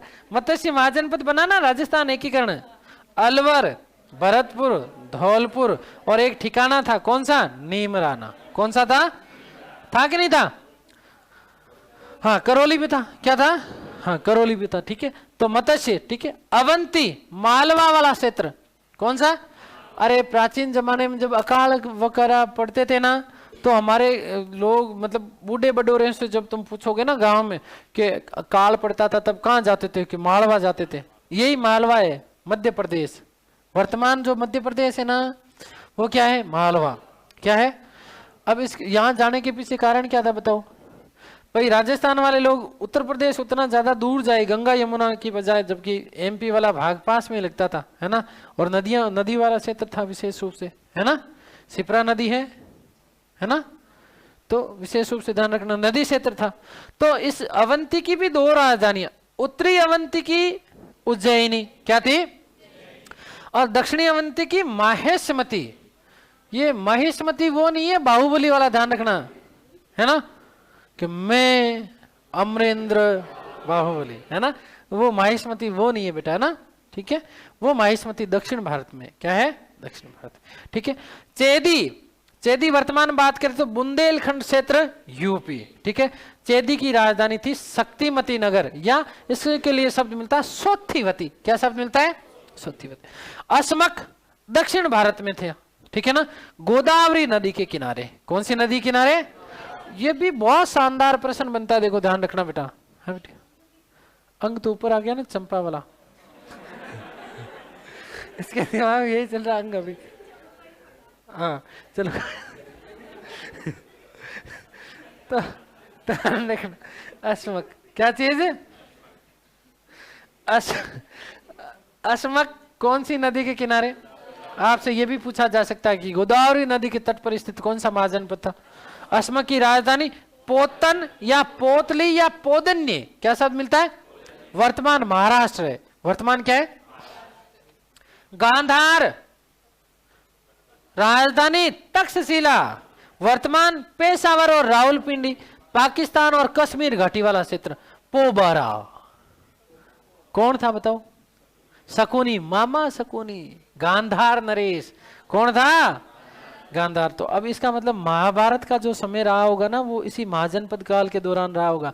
वो शब्दावली मिल रही है कि नहीं मिल रही है, इससे पहले हमने कहीं शब्दावली देखी है क्या, नहीं देखी ना, है गांधार शैली तो कनिष्क के काल में बेटा, है ना, जिस गांधार शैली में विशेष रूप से भगवान बुद्ध की प्रतिमाओं का निर्माण किया गया, है ना, कनिष्क के काल में। कौन से काल में? कनिष्क के काल में। और एक बेटा कंबोज, क्या है? राजपुर या हाटक। राजधानी क्या थी? राजपुर या हाटक, ठीक है ना। दक्षिणी पश्चिमी कश्मीर राजौरी। हजारा कपिसा अफगानिस्तान वाला क्षेत्र, ये कपिसा अफगानिस्तान में, ध्यान रखना कहां पर है। और इसकी राजधानी क्या थी? राजपुर या हाटक। फाटक नहीं, हाटक, ठीक है। आएगा मैसेज कर दिया मैंने, डब जाए अब, है ना। तो हमारे हिसाब ये वाली बात हो गई भाई, ठीक है ना। ये 16 महाजनपद आप लोग याद कर लोगे ना, इसको याद कर लेना। देखो अभी तो हालांकि तुम्हारे लिए ज्यादा महत्वपूर्ण नहीं है ना, लेकिन आगे चल करके ये तुम्हारे लिए महत्वपूर्ण, कोई दूसरा एग्जाम जैसे आप लोग दोगे ना तो वहां पर आपको काम आएगा, है ना। आरएस में तो इस बार ये टॉपिक हटा दिया है, ठीक है। क्लियर हो गई बात बेटा? तो विशेष बात ध्यान रखना, 16 में से 14 जो थे वो कैसे थे? राजतंत्र। 2 कैसे थे? गणतंत्र। 2 गणतंत्रात्मक कौन कौन से बेटा? वज्जी और मल। 15 जो है वो वस्तुतः कहां पर है? उत्तरी पूर्वी और उत्तरी पश्चिमी भारत में। और उसमें भी सर्वाधिक ध्यान रखना उत्तरी पूर्वी, यूपी और बिहार वाला ये जो क्षेत्र है ना, यहां पर सर्वाधिक महाजनपद रहे, ठीक है। इसके पीछे कारण क्या था? बहुत बढ़िया, शाबाश। नदी का बहाव क्षेत्र, क्योंकि जितनी ज्यादा नदियां होगी उतना ही ज्यादा वहां का जो है भूमि कैसी होगी? उपजाऊ होगी। कैसी होगी? उपजाऊ। सर्वाधिक नदियां को कहां पर बहती है? उत्तरी भारत में। इसलिए उत्तरी भारत का मैदान क्या कहलाता है? अनाज का टोकरा। क्या कहलाता? अनाज का टोकरी, है ना, ठीक है, अनाज का भंडार, ठीक है। तो बड़ा रेस्ट के मूड में बैठा है? क्या सोच रहा था रे? क्लास में तो नहीं था, बता। खड़ा हो तू, इधर आ, पहले तो आ गया, जल्दी उठ क्या, दौड़ दौड़ दौड़। हाँ तू, थारे कहीं छाप है कहीं, दौड़। हाँ ले आ रजिस्टर, ले आ रजिस्टर, ले आ दौड़ बेटा दौड़। हेडिंग लगाओ बाकी के महाजनपद काल। यहां बेटा। हाँ अब बता, मैंने क्या क्या कहा था? मैंने तो बहुत कुछ कहा, चुप रहे तो। हाँ तुम महाजनपद काल हेडिंग लगाओ। हाँ बेटा, क्या क्या कहा बता? उसके बाद में क्या कहा? राजधानी तो क्लास में ही था। बाद में कहाँ गया था? साइकिल के आगे वाले डंडे पर किसको बिठाया बता?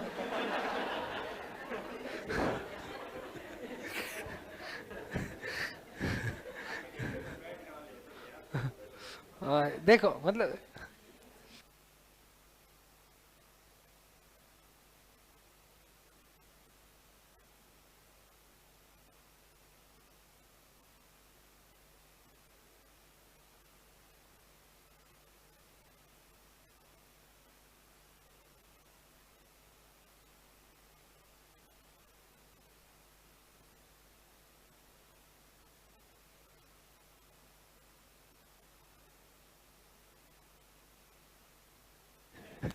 तो लिखो बेटा महाजनपद काल।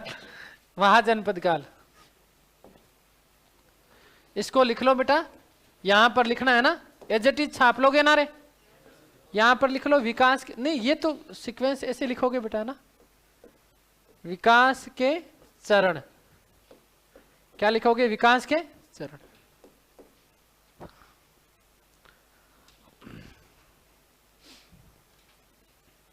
विकास के चरण। परिवार, कुल, ग्राम, विश्व, जनपद और महाजनपद।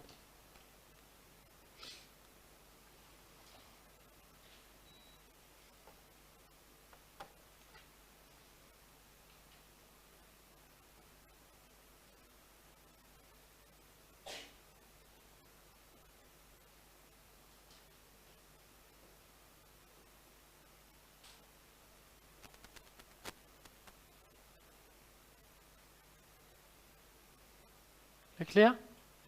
लिखो बेटा, कुछ बातें लिखवा रहा हूं, लिखिएगा।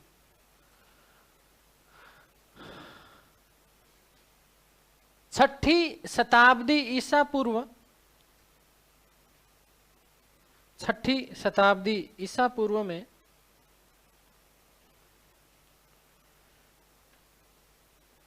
लोहे के इस्तेमाल से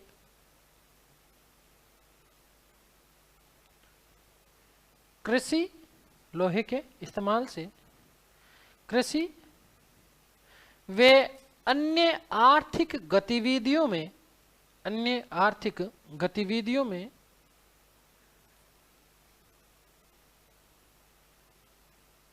परिवर्तन आया।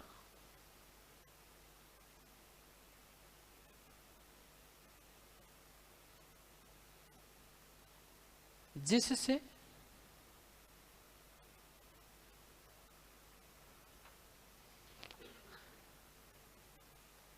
कबायली, हाँ पहले लिखो फिर बताऊंगा मैं। कबायली,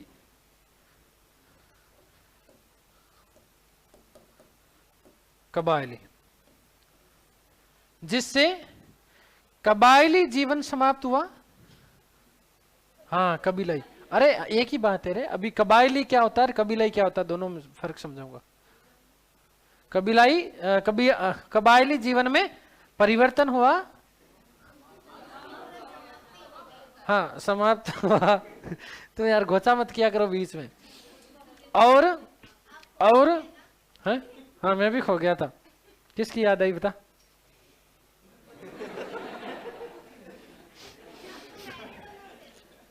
तो क्या हुआ? मैं इंसान नहीं हूं? हाँ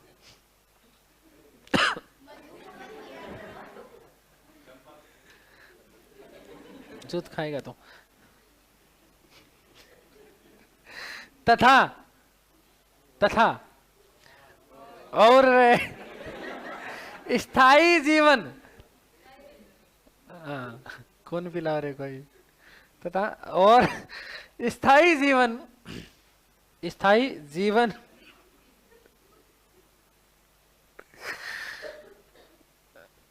प्रारंभ हुआ।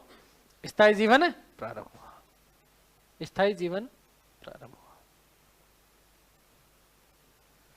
इसी के साथ क्षेत्रीय भावना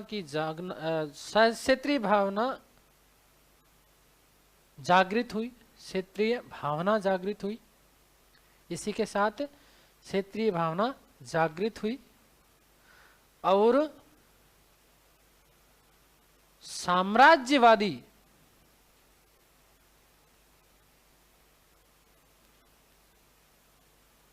नीति का अनुसरण होने लगा। साम्राज्यवादी नीति का अनुसरण होने लगा।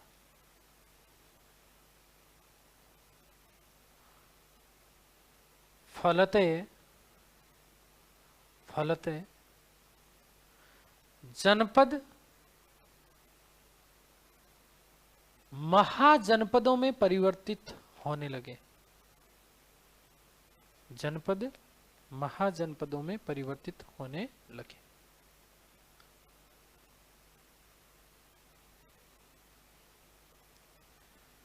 ठीक है, अब देखो बेटा सुनो, मैंने कबायली शब्द प्रयोग किया ना। अब इस कबायली जीवन को एक तरीके से हम लोग इस रूप में ले सकते हैं कि जैसे घुमक्कड़ जीवन होता है ना, वैसा। आगे मैंने जैसे स्थाई बोला, समझ गए तुम सब? ठीक है ना। तो कबीला तो कब बना? जब स्थाई बसावट आई। एक तरीके से क्या आई? थोड़ी सी स्थाई बसावट आई। प्रारंभिक जो मानव था ना, ये तो घुमक्कड़ जीवन यापन करता था, है ना। पहनने का भी उसको होश नहीं था, नग्न अवस्था में रहता था, जो मिलता था जैसा मिलता था वो खा जाता था। यस और नो? तो धीरे धीरे करके, है ना। अब उसके पीछे सबसे बड़ा कारण क्या रहा? लोहा। क्या रहा भाई? लोहा आया तो एक तरीके से औजार आ गए। एक तो हाथ में क्या आ गए? औजार आ गए। तो देखो जैसे भाई जंगल थे, उन जंगलों को क्या कर दिया? साफ कर लिया। शिकार करने में भी आसानी हो गई, है ना। कृषि करना भी क्या हो गया? आसान हो गया। हथियार आ गया हाथ में, औजार हो गया, तो अपने आप को शक्तिशाली समझने लगा, अपनी सुरक्षा करने लगा। क्या करने लगा? सुरक्षा करने लगा। सुरक्षा करते करते धीरे धीरे उसने कहा कि यार क्या पता मैं किसी को जीत भी सकता हूँ क्या, मेरे पास में औजार है। तो जिनके पास में नहीं था तो उनके ऊपर उसने क्या कर लिया? अधिग्रहण करना शुरू कर दिया उनका, है ना। और अधिग्रहण करके अपने आप को संगठित करने लगा। क्या करने लगा? संगठित। तो इसका मतलब समझ रहे हो? इसका मतलब ये है कि जैसे आपसे हम लोग बात करते हैं राष्ट्र की, किसकी बात करते हैं? राष्ट्र, या देश की बात करते हैं, किसकी बात करते हैं? तो हालांकि राष्ट्र शब्द हम लोगों को देखने को तो वैदिक काल में मिलता है। कौन से काल में? लेकिन राष्ट्र की सुस्पष्ट जो अवधारणा आई ना, वो कौन से काल में आई है? महाजनपद काल में। कौन से काल में? महाजनपद काल में। लिखो, राष्ट्र की, इंपोर्टेंट कर लेना, इसको स्टार बना लेना ना। राष्ट्र की सुव्यवस्थित अवधारणा, राष्ट्र की सुव्यवस्थित अवधारणा महाजनपद काल में देखने को मिलती है। महाजनपद काल में देखने को मिलती है। ठीक है, महाजनपद काल में देखने को मिलती है। ठीक है, महाजनपद काल को द्वितीय नगरीकरण या द्वितीय नगरीय क्रांति भी कहा जाता है।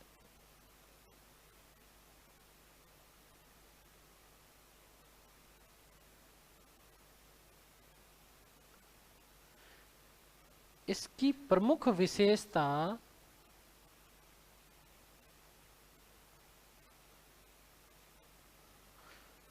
रुकना बेटा, है ना,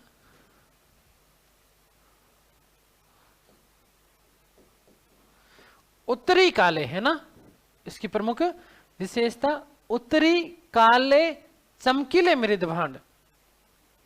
उसकी प्रमुख विशेषता, इस काल की प्रमुख विशेषता उत्तरी काले चमकीले मृद भांड थे।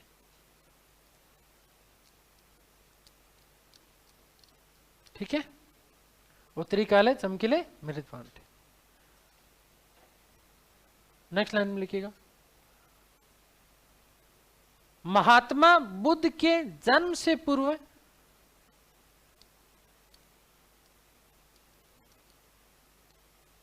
महात्मा बुद्ध के जन्म से पूर्व 16 महाजनपदों का विकास हो चुका था। महात्मा बुद्ध के जन्म से पहले 16 महाजनपदों का विकास हो चुका था। नेक्स्ट लाइन में लिखिएगा, उल्लेख।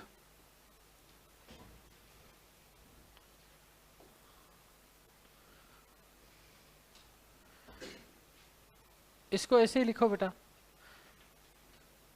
जैन धर्म भगवती सूत्र, बौद्ध धर्म अंगुत्र निकाय, उसमें लिख लेना सबसे प्रामाणिक, और एक बौद्ध धर्म का ग्रंथ लिख लेना महावस्तु।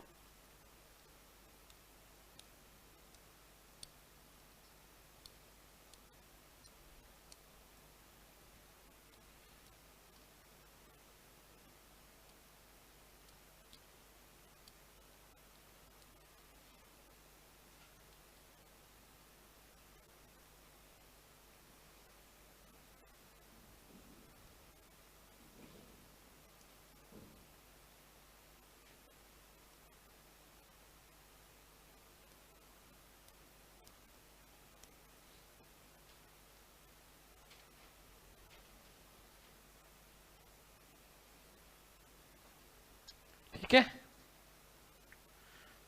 इतना लिख लिया ना महावस्तु तक। इस महावस्तु में एक लाइन लिख लो,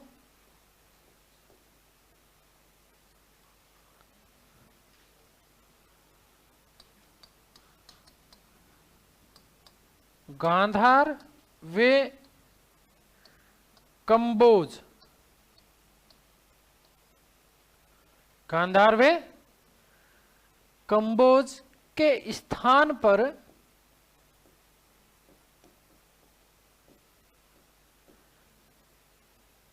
पर क्रमशः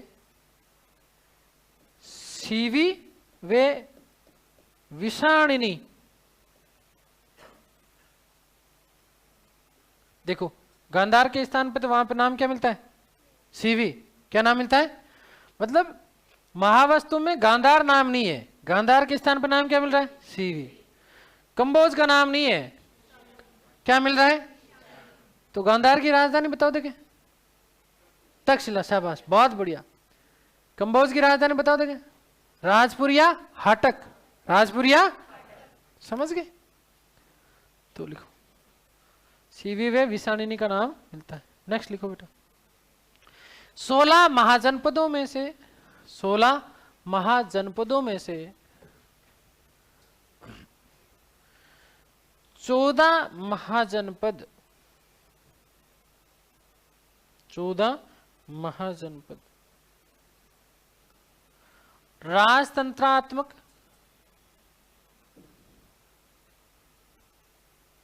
वे 2 महाजनपद कोष्टक में लिख लो वज्जी वे मल। 2 महाजनपद कोष्टक में क्या लिखोगे? वज्जी वे मल। गणतंत्रात्मक थे। गणतंत्रात्मक का मतलब समझते हो क्या है बेटा? जनता द्वारा, है ना, शासन संचालित हो रहा हो। इसलिए ध्यान रखना, कौटिल्य जो था ना, कौटिल्य ने ग्रंथ लिखा था कौन सा बताओ? अर्थशास्त्र।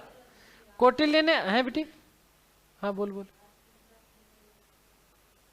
कौटिल्य में तो राजतंत्रात्मक मिलता, लेकिन कौटिल्य ने ये जो वज्जी और मल संघ है ना, इनके लिए एक शब्द प्रयोग किया है। क्या? राजा शब्दोपजीवी। क्या शब्द प्रयोग किया है? राजा शब्दोपजीवी। अर्थात जिसके मुख से शब्द, जो शब्द मिल जाए, निकल जाए, वही शब्द राजा के शब्दों के समान था। यहां निवास करने वाले प्रत्येक व्यक्ति के मुख से, जैसे आप सब और हम वहां पर निवास कर रहे हैं, तो मेरे मुंह से कोई यदि शब्द निकल गया, कोई चीज, है ना, तो वो किसके समान होगा? राजा के शब्द के समान वो आदेश होता था, है ना। मतलब एक तरीके से मैं बात करूं तो वज्जी सबसे शक्तिशाली गणराज्य था। सबसे शक्तिशाली गणराज्य था कौन सा? वज्जी। कौन सा था? वज्जी। क्योंकि भैया इसमें 8 तो गणराज्य हैं। कितने गणराज्य? 8 गणराज्य शामिल हुआ करते थे। और यहाँ यदि सबसे सुसंस्कृत यदि कोई होता था तो वो कौन सा होता? वज्जी। कौन सा? शालीन लोग थे। कैसे लोग थे? नियति पर चलने वाले। कैसे? लेकिन आगे चल करके देखो, जो नियति से हटता है ना, उसका विनाश होता है। यस और नो? और दूसरी चीज, क्या शक्तिशाली होना ही पर्याप्त है? नहीं। शक्तिशाली होने के साथ साथ में मस्तिष्क का भी प्रयोग होना चाहिए, तभी वो व्यक्ति जाकर के क्या होता है? सफल। होशियार हजारों मिल जाएंगे, यस और नो, लेकिन सफल वही होता है जो अपनी होशियारी के साथ में अपने मस्तिष्क का भी क्या करता है? प्रयोग करता है। यस और नो? ठीक है ना? तो ये बात ध्यान रखना। तो इसलिए मगध सफल हो गया। मगध क्या हो गया? सफल। भाई मगध की यदि मैं बात करूंगा, अभी आगे बातें बताऊंगा, तुम अभी तो लिखो। तो वज्जी और मल लिख लिया बेटा? आगे लाइन में लिखना, इन 16 महाजनपदों में से, इन 16 महाजनपदों में से 10 महाजनपद 10 महाजनपद गंगा घाटी में स्थित थे।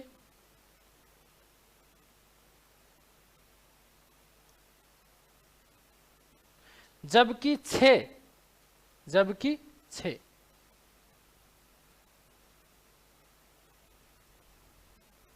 कोष्टक में लिखना, कंबोज, गांधार, चेदी, अवंती, अस्मक, हो गई क्या? और पांचाल है? नहीं, मत्स्य। कौन सा होगा? मत्स्य।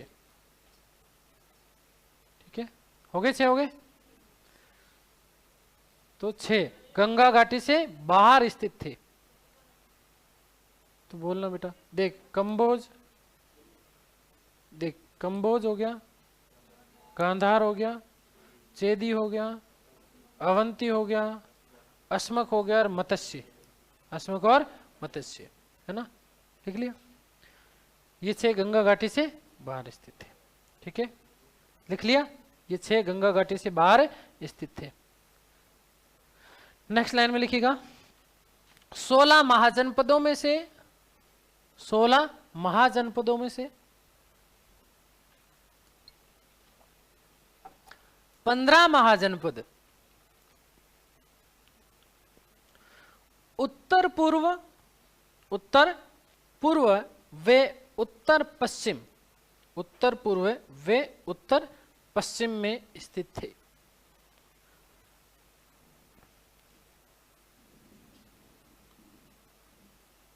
जबकि सर्वाधिक महाजनपद उत्तर पूर्व में थे, सर्वाधिक महाजनपद उत्तर पूर्व में थे।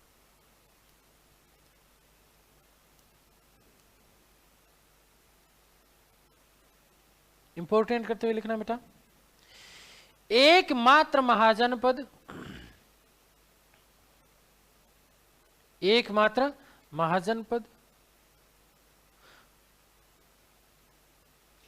अस्मक था, अस्मक, एकमात्र महाजनपद अस्मक था, जो कि दक्षिण भारत में गोदावरी नदी के तट पर स्थित था, गोदावरी नदी के तट पर स्थित था।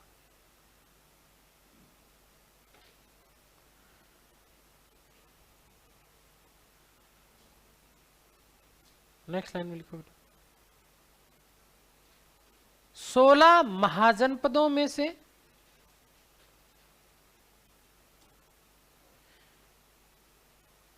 केवल 3 महाजनपद, 16 महाजनपदों में से केवल 3 महाजनपद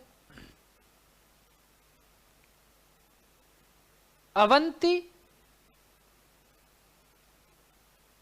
कौशल वे पांचाल,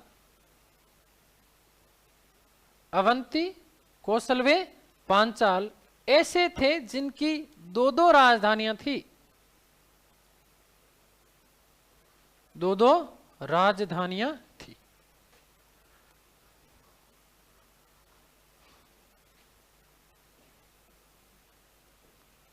दो राजधानियां थी। आगे चलकर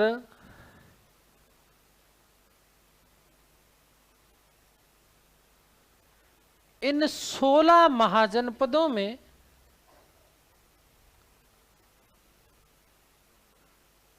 सबसे शक्तिशाली महाजनपद, इन 16 महाजनपदों में से सबसे शक्तिशाली महाजनपद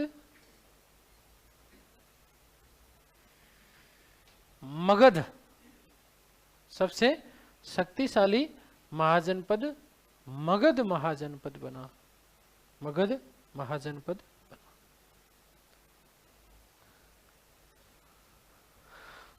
तो बात ये थी, कौन सी वाली, ये थी। थोड़ा सा इसको मैप के माध्यम से भी है ना अपन थोड़ा देख लेते हैं। देखो, एक तो एक पेज खाली छोड़ देना अब, ठीक है, वो एक एक प्रिंट दे देना इनको, जो मैंने दिया था ना, ये वाला देखो, ये वाला, इनको सबको अभी मिल जाएगा क्या?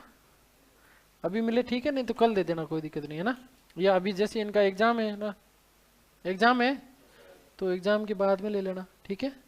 तो ये इसको बेटा चिपका लेना, और कल तो नहीं, परसों, एक दिन की छूट दे रहा हूं, परसों, कब है? परसों, किसी भी लड़के को मैं खड़ा करके 16 महाजनपद और उसकी राजधानी पूछ सकता हूँ, किसी भी लड़के को और किसी भी लड़की को, ठीक है ना। और जब नहीं बताओगे, तुम पता है मैं क्या करता हूँ? बेइज्जती। मतलब तुम्हें पता तो लग गई सारी चीजें, है ना, लेकिन प्यार भी बहुत करता हूँ ना तुम लोगों से, है ना। तो इसलिए उस बेइज्जती के पीछे भी प्यार छुपा हुआ होता है, उसको भी देख लेना कभी, है ना। लेकिन सब लोगों को याद करना है ना बेटा, क्या करना है। और देखो, बेइज्जती करूंगा तो तुम्हारी ऑनलाइन बेइज्जती भी होगी है ना, क्या होगी ठीक है। और ये चिरकालिक चलेगी, है ना। अगले कालांतर में जब तक उत्कर्ष रहेगा, आप लोगों की बेइज्जती रहेगी, क्योंकि ऑनलाइन रिकॉर्ड हो रहा है ना। तो आने वाली पीढ़ियां भी तुम्हारी बेइज्जती देखेगी। तो तुम ऐसा चाहते हो कि आने वाली पीढ़ियां भी तुम्हारी बेइज्जती करे? वो के हाँ मर जा रागो, है ना। और बेइज्जती करूंगा तो फिर मैं नाम, पिताजी का नाम, एड्रेस सहित बताऊंगा। क्या पता कल को तुम्हारे बेटे बेटी भी यहाँ आए और वो ऑनलाइन कोर्स भी ले ले तो तुम्हारी इज्जत का तो पता चले। ठीक है, तो इसलिए पढ़ लेना। तो ये इनको दे देना, ठीक है। तो ये मिल जाएगा बेटा, है ना। क्योंकि देखो आज तो मुझे पता है तुम्हारा पेपर है ना, तो तुम थक वक जाओगे मानसिक रूप से भी, है ना। तो मैं परसों, कब, परसों ये तुम्हारा होमवर्क हो जाएगा बेटा, है ना। परसों मैं किसी को भी पूछ सकता हूँ, ठीक है। आगे बात समझ क्लियर है। अब देखो थोड़ा सा इसको ध्यान देखो, ये रहा कंबोज, अफगानिस्तान वाले भाग में है ना, थोड़ा सा, है कि नहीं, कपीसा अफगानिस्तान, है ना। और थोड़ा सा जम्मू कश्मीर, कश्मीर घाटी भी लग रही है, पाकिस्तान भी लग रहा है। ये यहाँ पर कंबोज था, है ना। कंबोज की राजधानी राजपुर या हाटक। ये रहा तक्षशिला। अब देखो तक्षशिला प्राचीन भारत में सबसे प्रमुख विश्वविद्यालय था, और मौर्य काल में विशेष रूप से, कौन से काल में, मौर्य काल में शिक्षा का प्रमुख केंद्र था तक्षशिला, था कि नहीं था। और मौर्य काल से पहले भी, जब मैं मगध के उत्थान की बात करूं ना, उस समय भी तक्षशिला जो है सबसे प्रमुख केंद्र हुआ करता था। तक्ष द्वारा स्थापित था ऐसा कहा जाता है, इसलिए तक्ष द्वारा स्थापित तो नहीं कहेंगे, तक्ष जो थे इसके प्रमुख आचार्य थे, इनको सौंप दिया गया, भरत के द्वारा स्थापित किया गया। इसके पीछे भी बहुत सारी किंवदंतियां मिलती है ना। इसलिए ये तक्षशिला कहलाया। क्या कहलाया? तक्षशिला कहलाया, ठीक है। तो तक्षशिला राजधानी क्या थी? गांधार।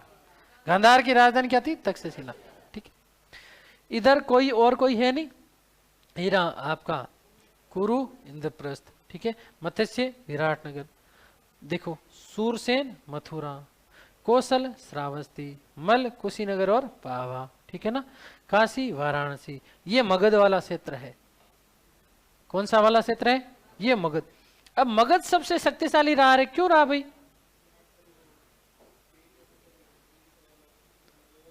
उड़ीसा तो ये आ जाएगा यहां पर, देखो कुछ नहीं, इस मैप को देख लोगे समझ में आ जाएगा।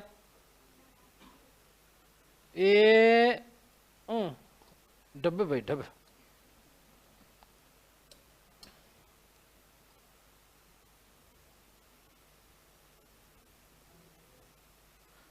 कौन सी श्रेणियां हैं? विंध्याचल है कि नहीं है? संपूर्ण भारत को बराबर बराबर दो भागों में बांटती है, यस और नो। तो विंध्याचल श्रेणियां, पहाड़ी क्षेत्र था, आक्रमण हो सकता था क्या? नीचे इधर क्या आ जाएगा? बंगाल खाड़ी, आक्रमण हो सकता था क्या?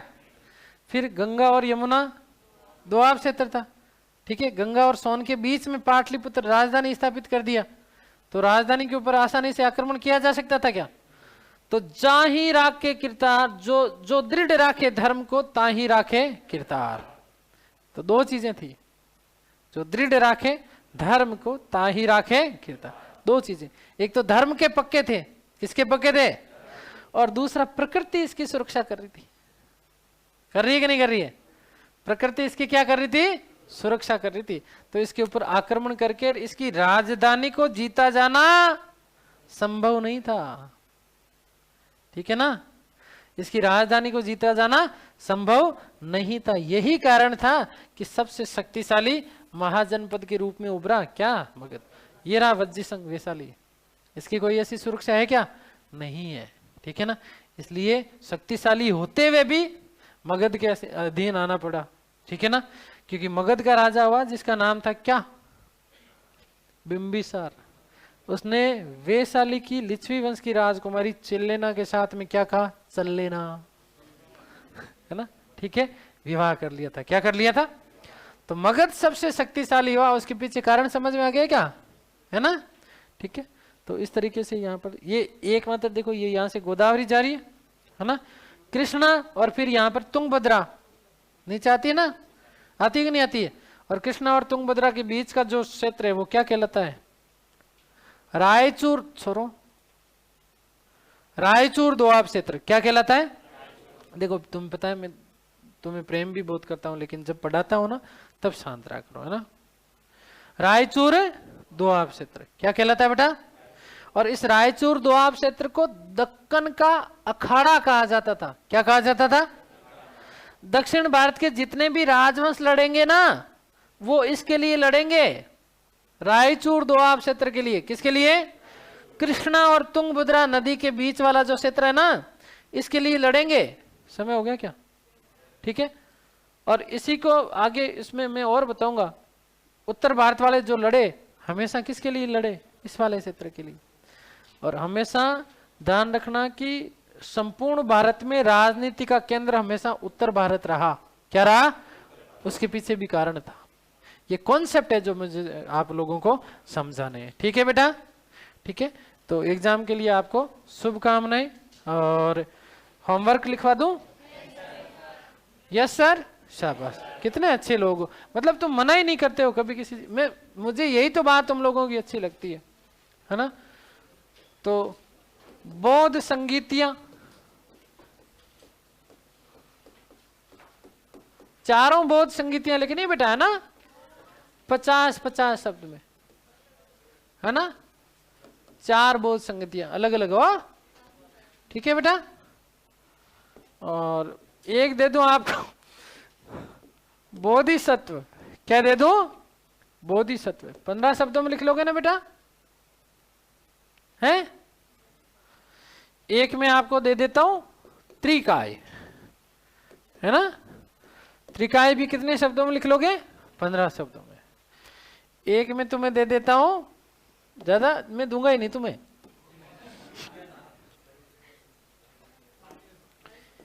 हीनयान। क्या दे देता हूं बेटा? हीनयान। 50 शब्दों में लिख लेना बेटा, ज्यादा मत लिखना। एक में तुम्हें दे देता हूं महायान। क्या दे देता हूं? महायान। महायान भी बेटा 50 शब्दों में, ज्यादा टेंशन नहीं करनी। ठीक है। और मैं तुम्हें